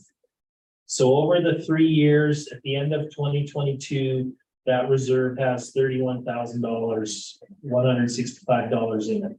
The theory around that was there still will be in the future a need to replace the hot water tank, need to replace the furnace, and need to replace the air conditioner, as well as the big ticket item would be the roof. So the intent by doing that was to get a pocket of dollars, rather than just have that money flow into general revenue, have a pocket of dollars so that if we need to replace the furnace and it's $10,000, we can pull out of the reserve. Fortunately, and being the person I am, I don't want to fix anything or replace anything until it's Yeah, so knock on wood, they've all still worked, the roof hasn't had any issues leaking. Everything's been good, but I know that they are future liabilities that will need to be dealt with probably. It could be next year, it could be 10 years from now with the roof, but it will have to be dealt with. So so when the HLC lease expired, administratively, I entered into lease agreements with the Chamber of Commerce and Harvest Sky for the rest of the year.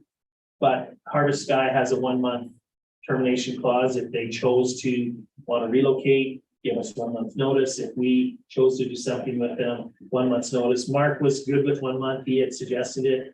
Chamber of Commerce wanted 3 months just because I think they thought it would be a little harder for them to be as mobile as Mark. So we've got a 3-month clause, termination clause with the Chamber of Commerce if we want to get out of this. And as mentioned before, I was approached last week by someone who is a contract worker for Business Link, and they are interested in renting at one of the two. Well, there's only one vacant office right now, but there will be 2 at the end of June. So they're interested in leasing through Business Link for $300 a month. So it would be some additional revenue for that. So facility. 2 offices for $300. No, one office. One They just office. want one office. And how many days a week will they be there? I'm not sure how many days they will be there. It will just be their office space. They are working there now in the co-op workspace. But seeing that it would be an opportunity to have an office there, they would prefer to do that. I don't want to say that they're there 5 days a week or 8 to 5. I don't know what their time is. We don't really check or care what their time is. So that is another revenue option for us if we want to continue moving forward. I indicated at this point, I knew I was going to have a discussion with council that, if there's, and I would inform them after I had a discussion with council what they want to do with the building. I'm sure even temporarily, we can enter into an agreement with them with 3 months notice as well. So, but it is some additional dollars. So I think there's a couple of things, couple of options, there may be more, couple of options that are on the table. I think is council could list the building for sale.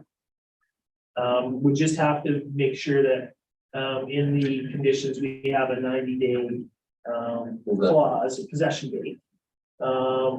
Or we can continue as we are leasing the offices to Harvest Sky, Chamber, and the Business Link, and still have an additional office available for anyone who might be interested in being in that space. Is there another one too that Mark said could be converted into an office? Well, if you've been in the building, remember, there's a really tiny. They're trying to group, we call it. Tiny group room that you might be able to put 3 or 4 people around the table in. I wouldn't call it an office per se, but That's the room I was in during the candidate forum. okay. So, Mr. Neal, I'm wondering, like, the $300 a month, like, who set that? Like, where do you rent a business space for well, $300 a month? I think part of the issue, Councilor Warwick, is, and that's where I go to my next step here. So the town is a partner in Harvest Sky. We know we're a member, we're a funding partner, so we got a connection there. We are a member of the Chamber of Commerce, and we do have our members sit on their board, but there's a tie there. And I guess the town has a vested interest in the chamber being successful. So that's probably why they've got more of a discount, because we have an affiliation to them. We want them to be successful, and the mayor can speak to what it is, but I think they operate on a Fairly break even basis. So if we said to them, we wanted 500 or 600 a month, they might not be able to sustain that. So Are you talking about the chamber? Oh, yes, yeah. okay, yeah. Oh, I understand that, yes. But you're talking about this new one. I'm So not, the sorry, business link, yeah.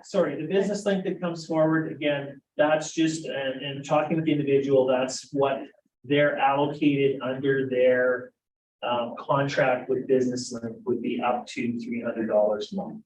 I would think that at least 450, well, Chamber of Commerce is about $450 a month. $300 a month they pay. But we're talking about a whole different entity here that you just. We're talking about an entity that we don't necessarily have an affiliation with. That's correct. So So, that's where I'm wondering where they got the number. well, they didn't get the number. That's the number they said to me Oh, that they they could. proposed that. That's I what they see. could afford Oh, because I see. I think Okay. in their contract with Business Link will provide up to $300 per month for office space. I think that's pretty cheap for.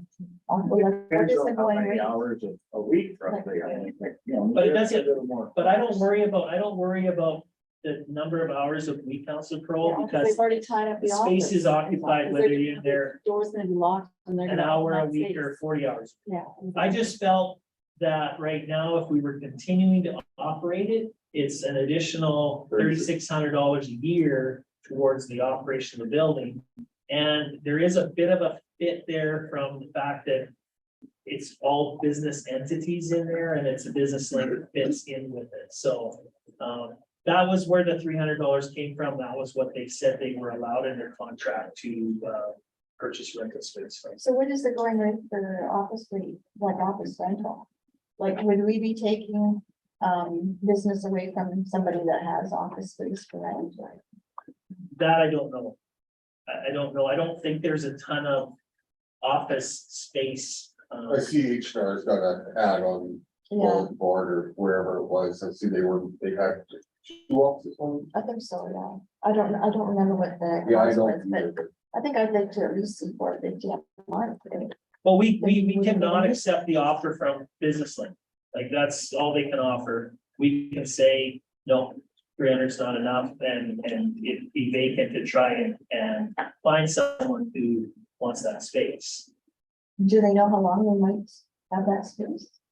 Well, I think we would enter into agreement with them similar to the others with the 3-month notice. So I don't think they want it I don't think they would commit to us that they want it for 3 years or 5 years. But I think they would be there for the significant long term. But again, that's all they can afford. So I guess, do you take the 300 right now, or you leave it sit empty? That's the, I just have a problem.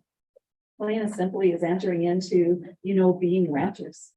Like, we're now facilitating a facility where we're, which private enterprise should be doing. And now the town, once again, is taking over, something that's probably not, I'd like to see what the MGA actually, I need to do a little research. Like, I think there's some caveats, isn't there in there about, no, there's nothing we in rent there. a lot of facilities. So now we're set up a facility because we can't facilitate it with like some of the mandates that we had in place with the full transition, all the rest of it. So now we're going to be to, rental or lease agreements. Yeah, we have a lease agreement with Reality Bikes next door. Yeah, so that's another property. Like, that is in our facility. If, in my opinion, under this one roof, if we were going to have the hub or something associated with the town, I mean, we already have a facility here that we could house those individuals in. But we're renting out that space to private enterprise. Yeah. And so I have a little bit of a difficulty with that. And quite frankly, if we're going to rent this out to anybody, I think we need to put it out to our public and let them know what we have available and give everybody an equal and fair opportunity if people want to rent the space as well. And honestly, the reason I kind of asked for this to be on the agenda is because to me, I know it was in the budget. We approved for this next fiscal year to house that facility, but we had no future plan. And I think future planning means that, if we're going to keep this facility, I think we need a plan. If we're going to sell this facility, I think we need a plan. And I really wanted to have a conversation about what the long-term, usage of that facility looks like for the town council. I don't feel like sitting on this for the next 6 months, and not doing anything is, I don't know if it's fair to everybody involved. I think we need to look at, what that facility looks like, what the usage is, and decide to make some plans around it. Well, with the additional $300, we're at a break even point per month. Yeah, we'd be awful close. Yeah, So that facility isn't costing the town anything right now. So does that change our insurance? No, With that, does it change the power usage, you know, any heating, any of those Shouldn't. usages? So it because shouldn't change. we're heating the building already to a Anyhow. comfortable temperature for the people that are in there, so. And I don't see anybody who's coming in would be an office user, so they're not gonna be drawing significant power differences than anyone else. On that note, though, it's eerily similar to when we rented this space. We said it was for rent. And a lot of people just make offers, right? We never Yeah. put a price on it. Right. So So we we were brought that fair, price back to council. yeah, we're fair to do that for those remaining two offices. And do a RFP or whatever for that and say there's two office spaces available. I suspect I know the responses, and then if this is the best / only offer for one of them, that's a fair competition. Yeah. And then if we ride that out till end of fiscal year and then make a decision. The tenants know that there's potential they could go for sale come October, So November. what does real, what do they? $1,000 a month. And it's a lot bigger space than A lot one bigger. office. Yeah. Probably And even- similar square footage price. And even for, you know, I mean, we've had some of these conversations with Mark, there's more probably to be had with, you know, what his position is, where he could be, like, quite honestly, he said he could operate out of anywhere, he could probably do some of the work he does out of his own home. I mean, is there any, I haven't even had a tour of this facility that we're in right now, I don't even know what space is used for what, but is there any extra space at all in this actual building of the town Not office? generally. To have somebody come in for, you know, a The few hours? challenge, and this is where I get back to where my opinion is, I like where it's at in the business hub facility, because it gives them independence. It gives them storefront, it gives them responsibility. We had the Chamber of Commerce in here for 2 years, 3 years. Something to it, it was. And for office space, it was, worked fine, yeah, you know, but they had no storefront, they had no presence, nothing, that gives them that presence. It gives prior to that, Cactus Corridor was in the provincial building and was lost in with the learning center and stuff. Certainly, they could come over here and they could come into, if we found a space where they could, if special areas had a space, it would fit. I just think it takes away from their professionalism as their own entity that stands alone and stands on themselves. If I'm an investor coming in and, Well, that was the challenge the chamber had when they were here. I Yeah. talked to Brandy is, so you're coming to see the chamber, but you have to go through the town office to do it. yeah, and you're in the back You're in corner the of back the town corner, office and. Whatever, I mean, that part is irrelevant, but to me, you had to come through the town office to get to the chamber was the challenge that Brandy had, that I felt that there was, not that it was a deal. Yeah. It just didn't work well. So can I know, like, I've been in that hub 100 times already. Yeah. And I have never seen anybody in there other than the people that are directly related to Harvest Sky Hub. Like, I've never seen like anybody related to the chamber, so like, how often are they in that building? Chambers are 2 days a week. Oh, so they're in there 2 full days a week then? Okay. And then that's the board has their meetings in there. One day a month. Oh, I see. Okay, thank you for that. I didn't realize that. I didn't. Again, understand that. Part of the time that we were there, we were in COVID and Brandy, I think, was working from home some, and so it's just recently, I think they've been established in there, and now the chambers moved into the front office and, but it is, the whole dynamics of that building and facility will change because, and it's not as good as it was, because now if right now, if Brandy's not there, if Mark's not there, and if we have the business link person there, if those 3 are entities, if they're not there, doors closed and the doors locked. There's no sign there's no 8 to 5, we're open, come in anytime, and even if Mark was gone, Sam could deal with them and say, yeah, I'll get Mark to contact you, or to try and help the individual themselves. So it is gonna look differently unless there's some significant dollars that are gonna be spent to make sure that it's staffed Monday to Friday, 8 to 5 to be able to do that, so. Yeah, and to me, maybe this is a generational thing, Kim, but to me, this. Oh, what is he trying to To me, say? this, a professional presence isn't a brick and mortar building, Okay. to me. Just a bit like- To me, Brandy should be out and about doing lots, and she should have a physical presence, but it shouldn't be so stationary, right? It should be, going around to businesses doing more, that should be a presence. If I was a chamber member, it'd be cool if she entered the building and, was just aware and had two members. And had a presence that way. Yeah. Well, it's convenient to have somebody there. It's gonna be locked a lot, and I think we lose that when, if the business like person's the only one there. I don't know if they would even leave the door unlocked. Yeah. I would assume. Yeah. That's my thought on it. I mean, Marcus said and there's lots of rental spaces for boardrooms. It's a learning center and links. Yeah. Various options, and even as a partner with the town, we have that ability to. But to me, that brick and mortar presence is okay. No, that's fair. And the other thing I want, Mr. Mayor, just I kind of wonder, just with, I guess Mark is kind of my target in a good way, but just same thing as the camaraderie, the dialogue you have. It's different when you have employees in an office that you have that, but now he's going to be working solely anyhow in there alone without any camaraderie amongst others either. And I mean, really, if that's the sense, I mean, I would have to agree with Mark, you can do that anywhere. You don't need to have to be in a private space, all he says is virtually he has his computer and everything that he does is on his computer anyhow. So I just, anyhow, just another thought. I've been thinking about some stuff over the last little while. So, yeah, so I put the report together. Yes, thank you.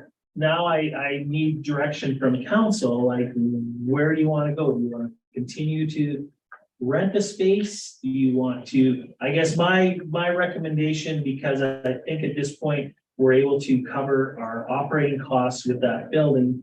My recommendation would be we continue to lease the space as we have, up until the point of time where Harvest Sky may come to us and say, we found a different office space, we're giving us your notice. Or if the chamber came to us and said, we found a different office space, here's our notice. I think we lose one of those two anchor tenants for whatever reason of their choice, then we instantly would lease it. The other option, or rent or put it for sale. The other option right now is we could list it with Todd for sale right now. I like the idea of advertising the two rental spaces. And for the rest of the year, make it fair. And if Business Link is a competitive offer, then. And I'm sure they would put in an offer of $300. Yeah, I'm sure they would. So, Yeah, I agree. I'd like to give an opportunity to give others out there an opportunity to rent the space. And, we might be surprised, we might not be, but at least then we've got an option. And so we've given it a shot. People had opportunities, they chose not to, well then we'll see where it goes from there. So what means advertising that you use? well, we would just use, typically, we would just use our process. So we put it in our newspaper, the EC review, we put it in our No, insert. bill inserts, I'm just saying social like the media. cost. Well, it's not really, because we're already paying for it anyways, Mr. Mayor. It's just reallocating things that would be there. The other thing too, I'm looking, maybe I would share it with the Chamber of Commerce, and Brandy could send it out to her members. Yeah. Those were the things that jumped off the top of my head for advertising. So Are you gonna give some sort of guideline as to what type of businesses will be accepted in there, or? I Wide was leave it wide open if the business itself comes speak for council and council doesn't have a appetite for that business, different scenario, but it obviously needs to be one that would be, you know, a professional office space that would, you know, mix in with the chamber and Harvest Sky. We wouldn't bring something out that's completely off base and different and loud and I think Mark would appreciate a day holding that. We go in that reception area. yeah, That's all gonna be left out empty. yeah. And that could be part of a, if Well, you know, the someone guy- has a business idea to set up what's existing there. Yeah, So we're getting into the rental agreement. We're doing what a Well, we're private getting into- enterprise. we are entering into a typical landlord owner of a property, yeah. And it's not just, what we planned on for this year. yeah, already. It's just, I'm perfectly fine if that's the direction council wants to go to try and fill up those additional spaces, get some additional revenue. But at any time council wants to move off of that and list it for sale, then we would need to give our tenants notice that we're listing for sale. And I think we have to, anyone buying, that's one of the conditions is 90-day possession, so. If council wanted to today say, no, I want to list it for sale, put it up for sale, that's your prerogative, so. I just feel a little sense of, Ownership. not necessarily ownership, but partnership with the two primary entities in there. We want them to be successful, and even if that means we've subsidized their costs for them to be able to be there and be successful, I can accept that as long as we're still not costing the taxpayer dollars to keep that building open, so. And I honestly don't know, I haven't talked to a realtor in terms of what they would estimate the value of that building. But I would think it was assessed at 160 prior to significant work on it.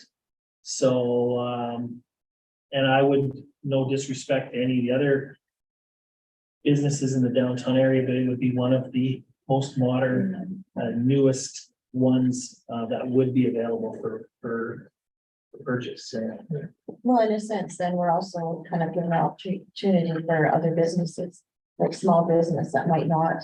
see, one of the discussions we had with previous councils too, and one of the reasons we potentially bought that building is we talked about creating a business incubator so that you could have 4 or 6 businesses get set up in there and get a little bit, maybe they're home-based business, and this gives them a little bit of storefront exposure that they wouldn't get, and maybe they could build from there. But shortly after we got it, then we moved into this relationship with the learning center on the business. Just like what the So, collective has done. I think. yeah, exactly that. I think that reception area, that's almost half the building, isn't it? Oh, it would be, yeah, For sure. yeah. I'd be trying to get that rented out, as soon as possible. That's a lot of wasted space. Window space and, Yeah, it's a there- premium spot, but. I don't know what kind of a business you could have in there, but, because there's 3 other. 3 or potentially 4 other in there, yeah.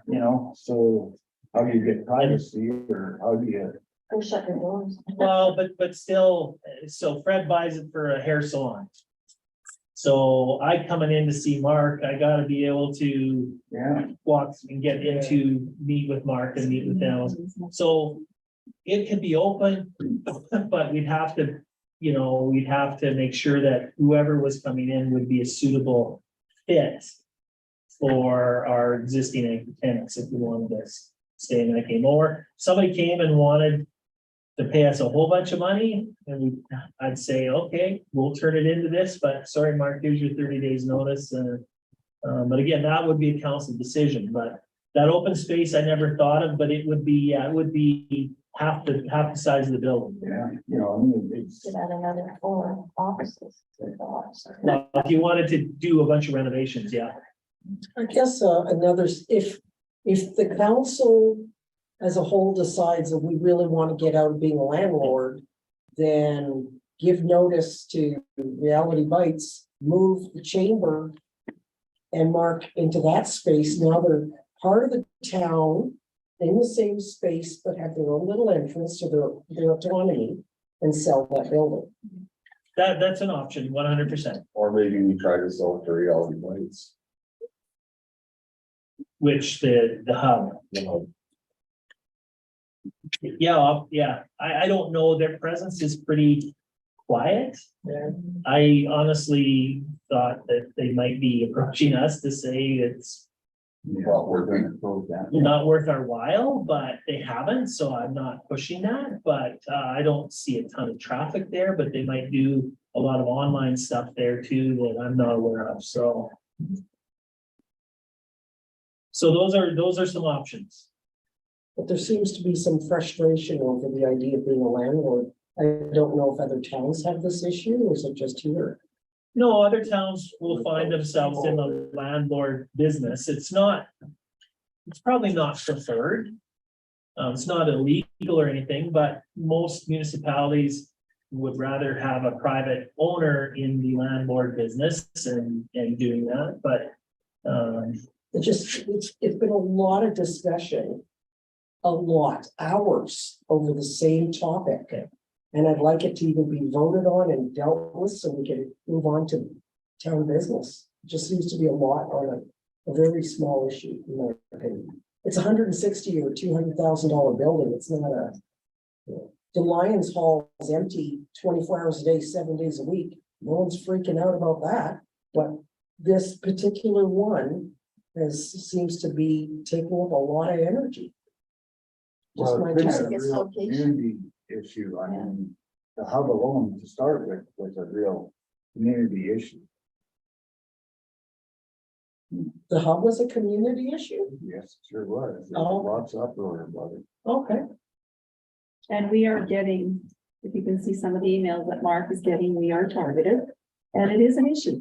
It is an issue. People are concerned. And when they see the numbers, thank you for this, the numbers, because we can, this is something we can use now a little bit to, back up. But, people are concerned. They understand that, that there's going to be some changes at the end of June. So what's going to happen? We're going to have, a building that's, probably not going to pay for itself in rent and a lot of things. So we have to, just the whole accountability of how we're spending dollars. So I think at this point in time, we have a building, unless something changes significantly, that's for the most part going to cover its operating costs.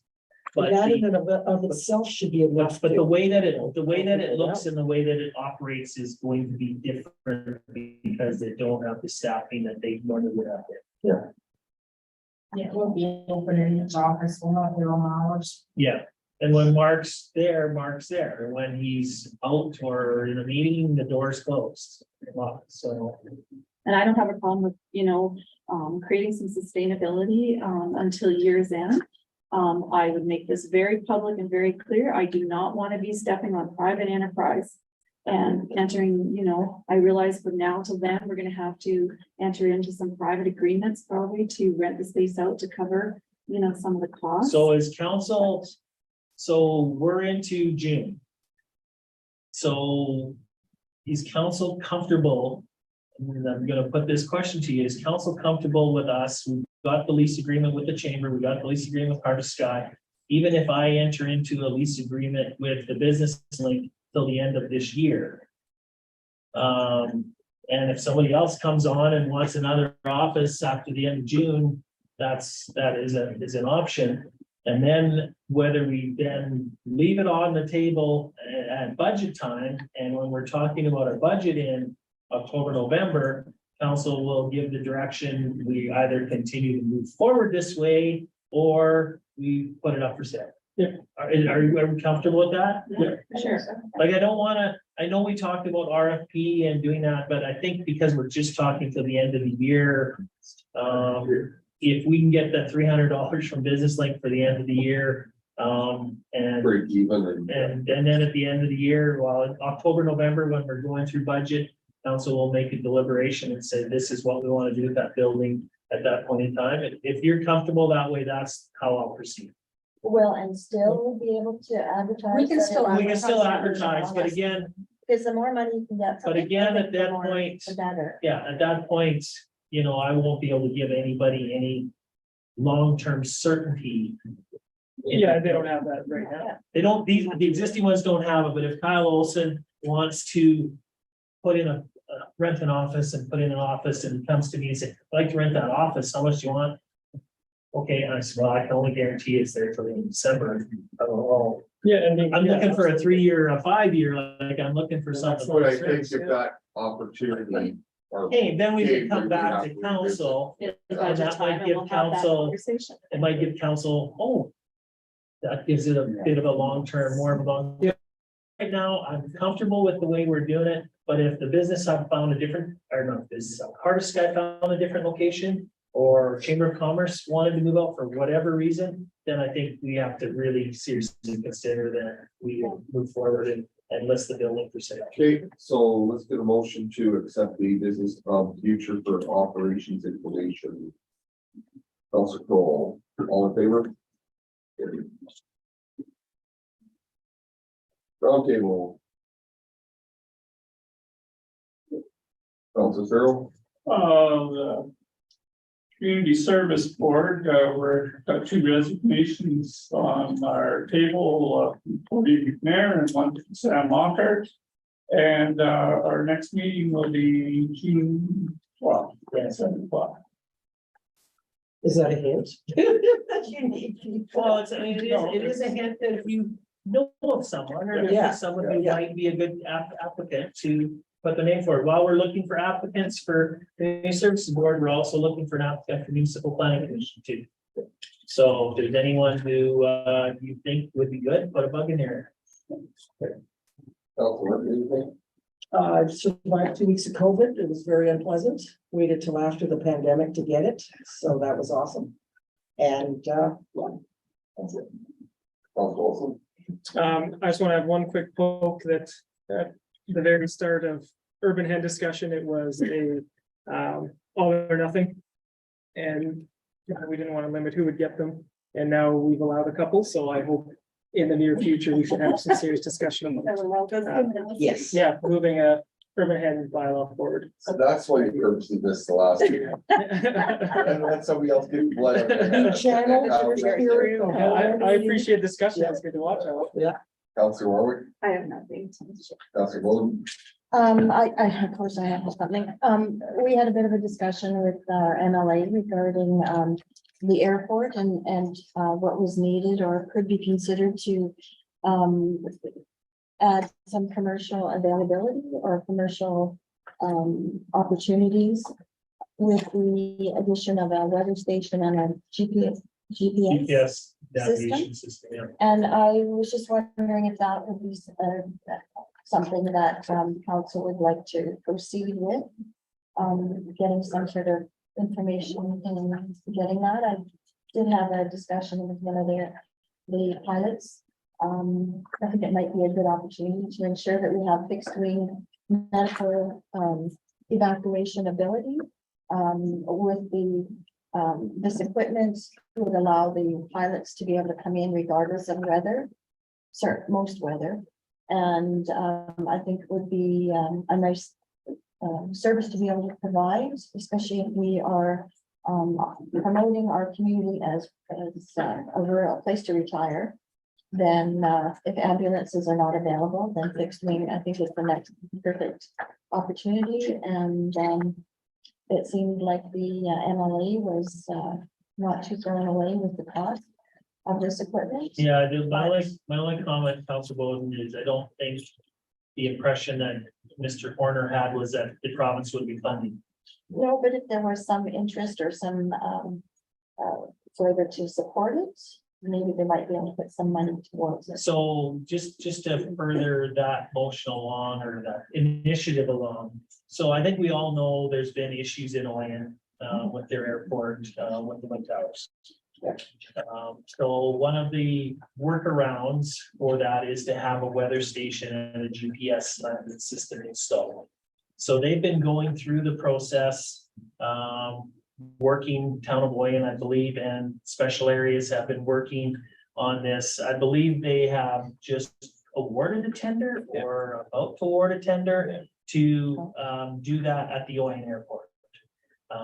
So there's been some discussion recently between special areas administration and myself, just very brief, saying, maybe should we do this in Hanna right now while they're out here, maybe we can get a better deal. And my comment back to them was, what type of cost share do you want? And what is the cost? It's about, I'm guessing, and I don't know the A final guesstimate, numbers, just a but guess. I'm thinking it's anywhere between 160 and 200 grand. So if we did a typical 50-50 cost share, the town would be looking at contributing $80,000 to $100,000. Special areas, I think right now, if we said we were in for 50%, it'd be that. is it a deal that a guy could do with Pace if they plan on? Well, That's what I was just thinking, well, Fred. that's the other Let's get this conversation we That is had. if they get approved. Is that if they move forward, that might be an opportunity for a goodwill or a contribution to the community towards that project. So Yeah. it's one of those things that goes steady, not much moving, and all of a sudden, bang, everything wants to happen at once. Like, I mean, I'm not for the solar panels, but I mean, you know, it's just a way of. That's one of the thoughts in terms of partnerships on the cost share of this unit. I am gonna talk with special areas a little bit more, because I did throw a comment out to them in terms of, because I was curious what the cost share arrangements were in Oyen. Yeah, Whether we would get the same I can find out. cost share considerations, and I didn't hear a definitive answer on that, other than special areas would be very interested in partnering. So, Well, and I don't know what the opportunity is for commercial pilots around this area. I know there's workers here that drive to Calgary to get to get a flight. You know, whether or not that's an opportunity to be able to, for somebody that has that commercial experience, to be able to shuttle people back and forth. Oh, that would Or be so set awesome. up a business that would be taking people for a short, like to Las Vegas, or, you know, for short flights and that sort of thing. It might be an opportunity for somebody, but I don't know. well, I think at this point, Counselor Bowden, I'll continue to have some discussion with special areas on where they're at, and whether there's the ability to tie into their existing Yeah. project and get a better rate. But I do need to see before, I'm not gonna be making that decision. Council will be making that decision on what type of cost share we are prepared to put in, and it might be the fact, because we don't know where Pace is at or where that's gonna go, it might be the fact if council wants to move forward on it right away, that council makes a motion to put in 50% of the cost, special areas puts in 50% cost, maybe we get some cost reductions after from Pace as a contribution to it. No but way, it's 50-50. Oyen has no money. I know, wow. They couldn't even fix. Well, there's People other- are stuck in the middle of the road. There might be corporate. Yeah, I'm not sure. And the other thing that might be different, Counselor Murphy, that I'm not aware of is I believe probably the wind towers They should. near the airport are in special areas. I And bet special they areas are. would be getting the bet you they are. tax revenue Yep. from that, whereas if we're looking at the solar here, those would be tax dollars coming to the town of Hanna. So that might be a way of looking at it, so. But I was wondering if there could be some information or research, or I was not aware. There's that- tons That was of research, tons of information on Because the I had- systems. Yeah, because I had. Well, special areas have been very fair, you know, like, and I mean, if they're gonna give away in 50%, I'm sure they. I don't think, and I haven't got this confirmation from them, but I don't think there would be any question whatsoever. If I went to special areas and said, we're in for 50%, if you're in for 50%, I think it'd be a done deal just like that. So if we wanted more, there might have to be a conversation or negotiation, but 50-50, I think they would do, no questions asked. It should probably be a drawing card to the airport, no matter whether we had a commercial line or anything. Like, I mean, you know, it's Yeah. just Well, an extra. Yeah. It's an improvement, it's an improvement to the asset. It's an investment in that asset. I think it would be nice to. So I'm not sure like where you're at. I can bring something back to confirm that at the next council meeting if you feel like you want to put I'd like to know. those kinds of dollars in. So, Or where are they at? That's- Space discussions. well, we don't know where that's at in terms of. Yeah. what I don't wanna it's- count- The GPS stuff would do almost nothing for local pilots. Yeah. The equipment you need for it is such an investment. So they don't have it available in their own. Yeah, it's a really nice to have for the community. They would love to have it, but as a private pilot, they wouldn't be able to take advantage of it. The weather station would be useful, but all the GPS, the expensive part, it just wouldn't. And there is But some it could additional, attract commercial pilots to this area. Yeah. Yeah, which It- might. Well, be and another I know we'll never ever fly out of here to Vegas because that's international, so, Well, there's people that fly out of Private. Canada that can, yeah. so there's no reason they can't. So there is lots of information on GPS systems, weather stations, costs, the whole bit, because special areas in Wayne have been going through it for the last 6 months, so. Council Crowley, paper round table, No. that's it. I've got nothing, so we'll Go adjourn. ahead, go. Oh, Sorry, sorry, bylaw officer, yep, we haven't had one for Oh, 6 months. Well, she's been away in training for 3 months. Yeah. She's back now. Good. She's back working as of yesterday. Cause there's some pretty unsightly property around town. Yeah, Yeah. yeah, she's back. She's actually in the office over there right now, so. Okay, I've had. yep. no. Yeah, no, Yeah, no, no, she was off getting trained on Fred, so she, yeah, she was offered. we knew it was gonna be a challenge while she was gone, and unfortunately, well, we're lucky we didn't get a bunch of rain, so it's not really unsightly. But the other thing, just so you're aware with Tracy, so she did get hurt doing her training about 2 weeks ago. She ended up with a fracture in her leg through one of the self-defense courses that they teach them there. So she was unable to graduate. So I have talked to her inspector and he's got no issues with everything else she's done is good. But she will have to go back to Lac La Biche when her leg is fixed so she can do the self-defense stuff so that she can pass her course. So, but yeah, so she's here, she's working, she's got a big brace on her leg and using crutches, but I did talk to her yesterday specifically about unsightly. She had a number of bylaw concerns that had come in while she was gone that she was addressing. And I said, well, we can't just continue to focus on that. We need to get out and get started. The whole trouble with unsightlies is you have to wait till they're unsightly. And then there's a process. Yeah. Even though we can predict Yeah. the yards that are gonna be unsightly, we have to wait till they're unsightly. And there are some now that are getting there that haven't cut the grass yet this spring. So yeah, we're fully aware of that, Councilor Kroll, and we moving on that. So. Okay, thank you. Hey, adjourned. I have a question.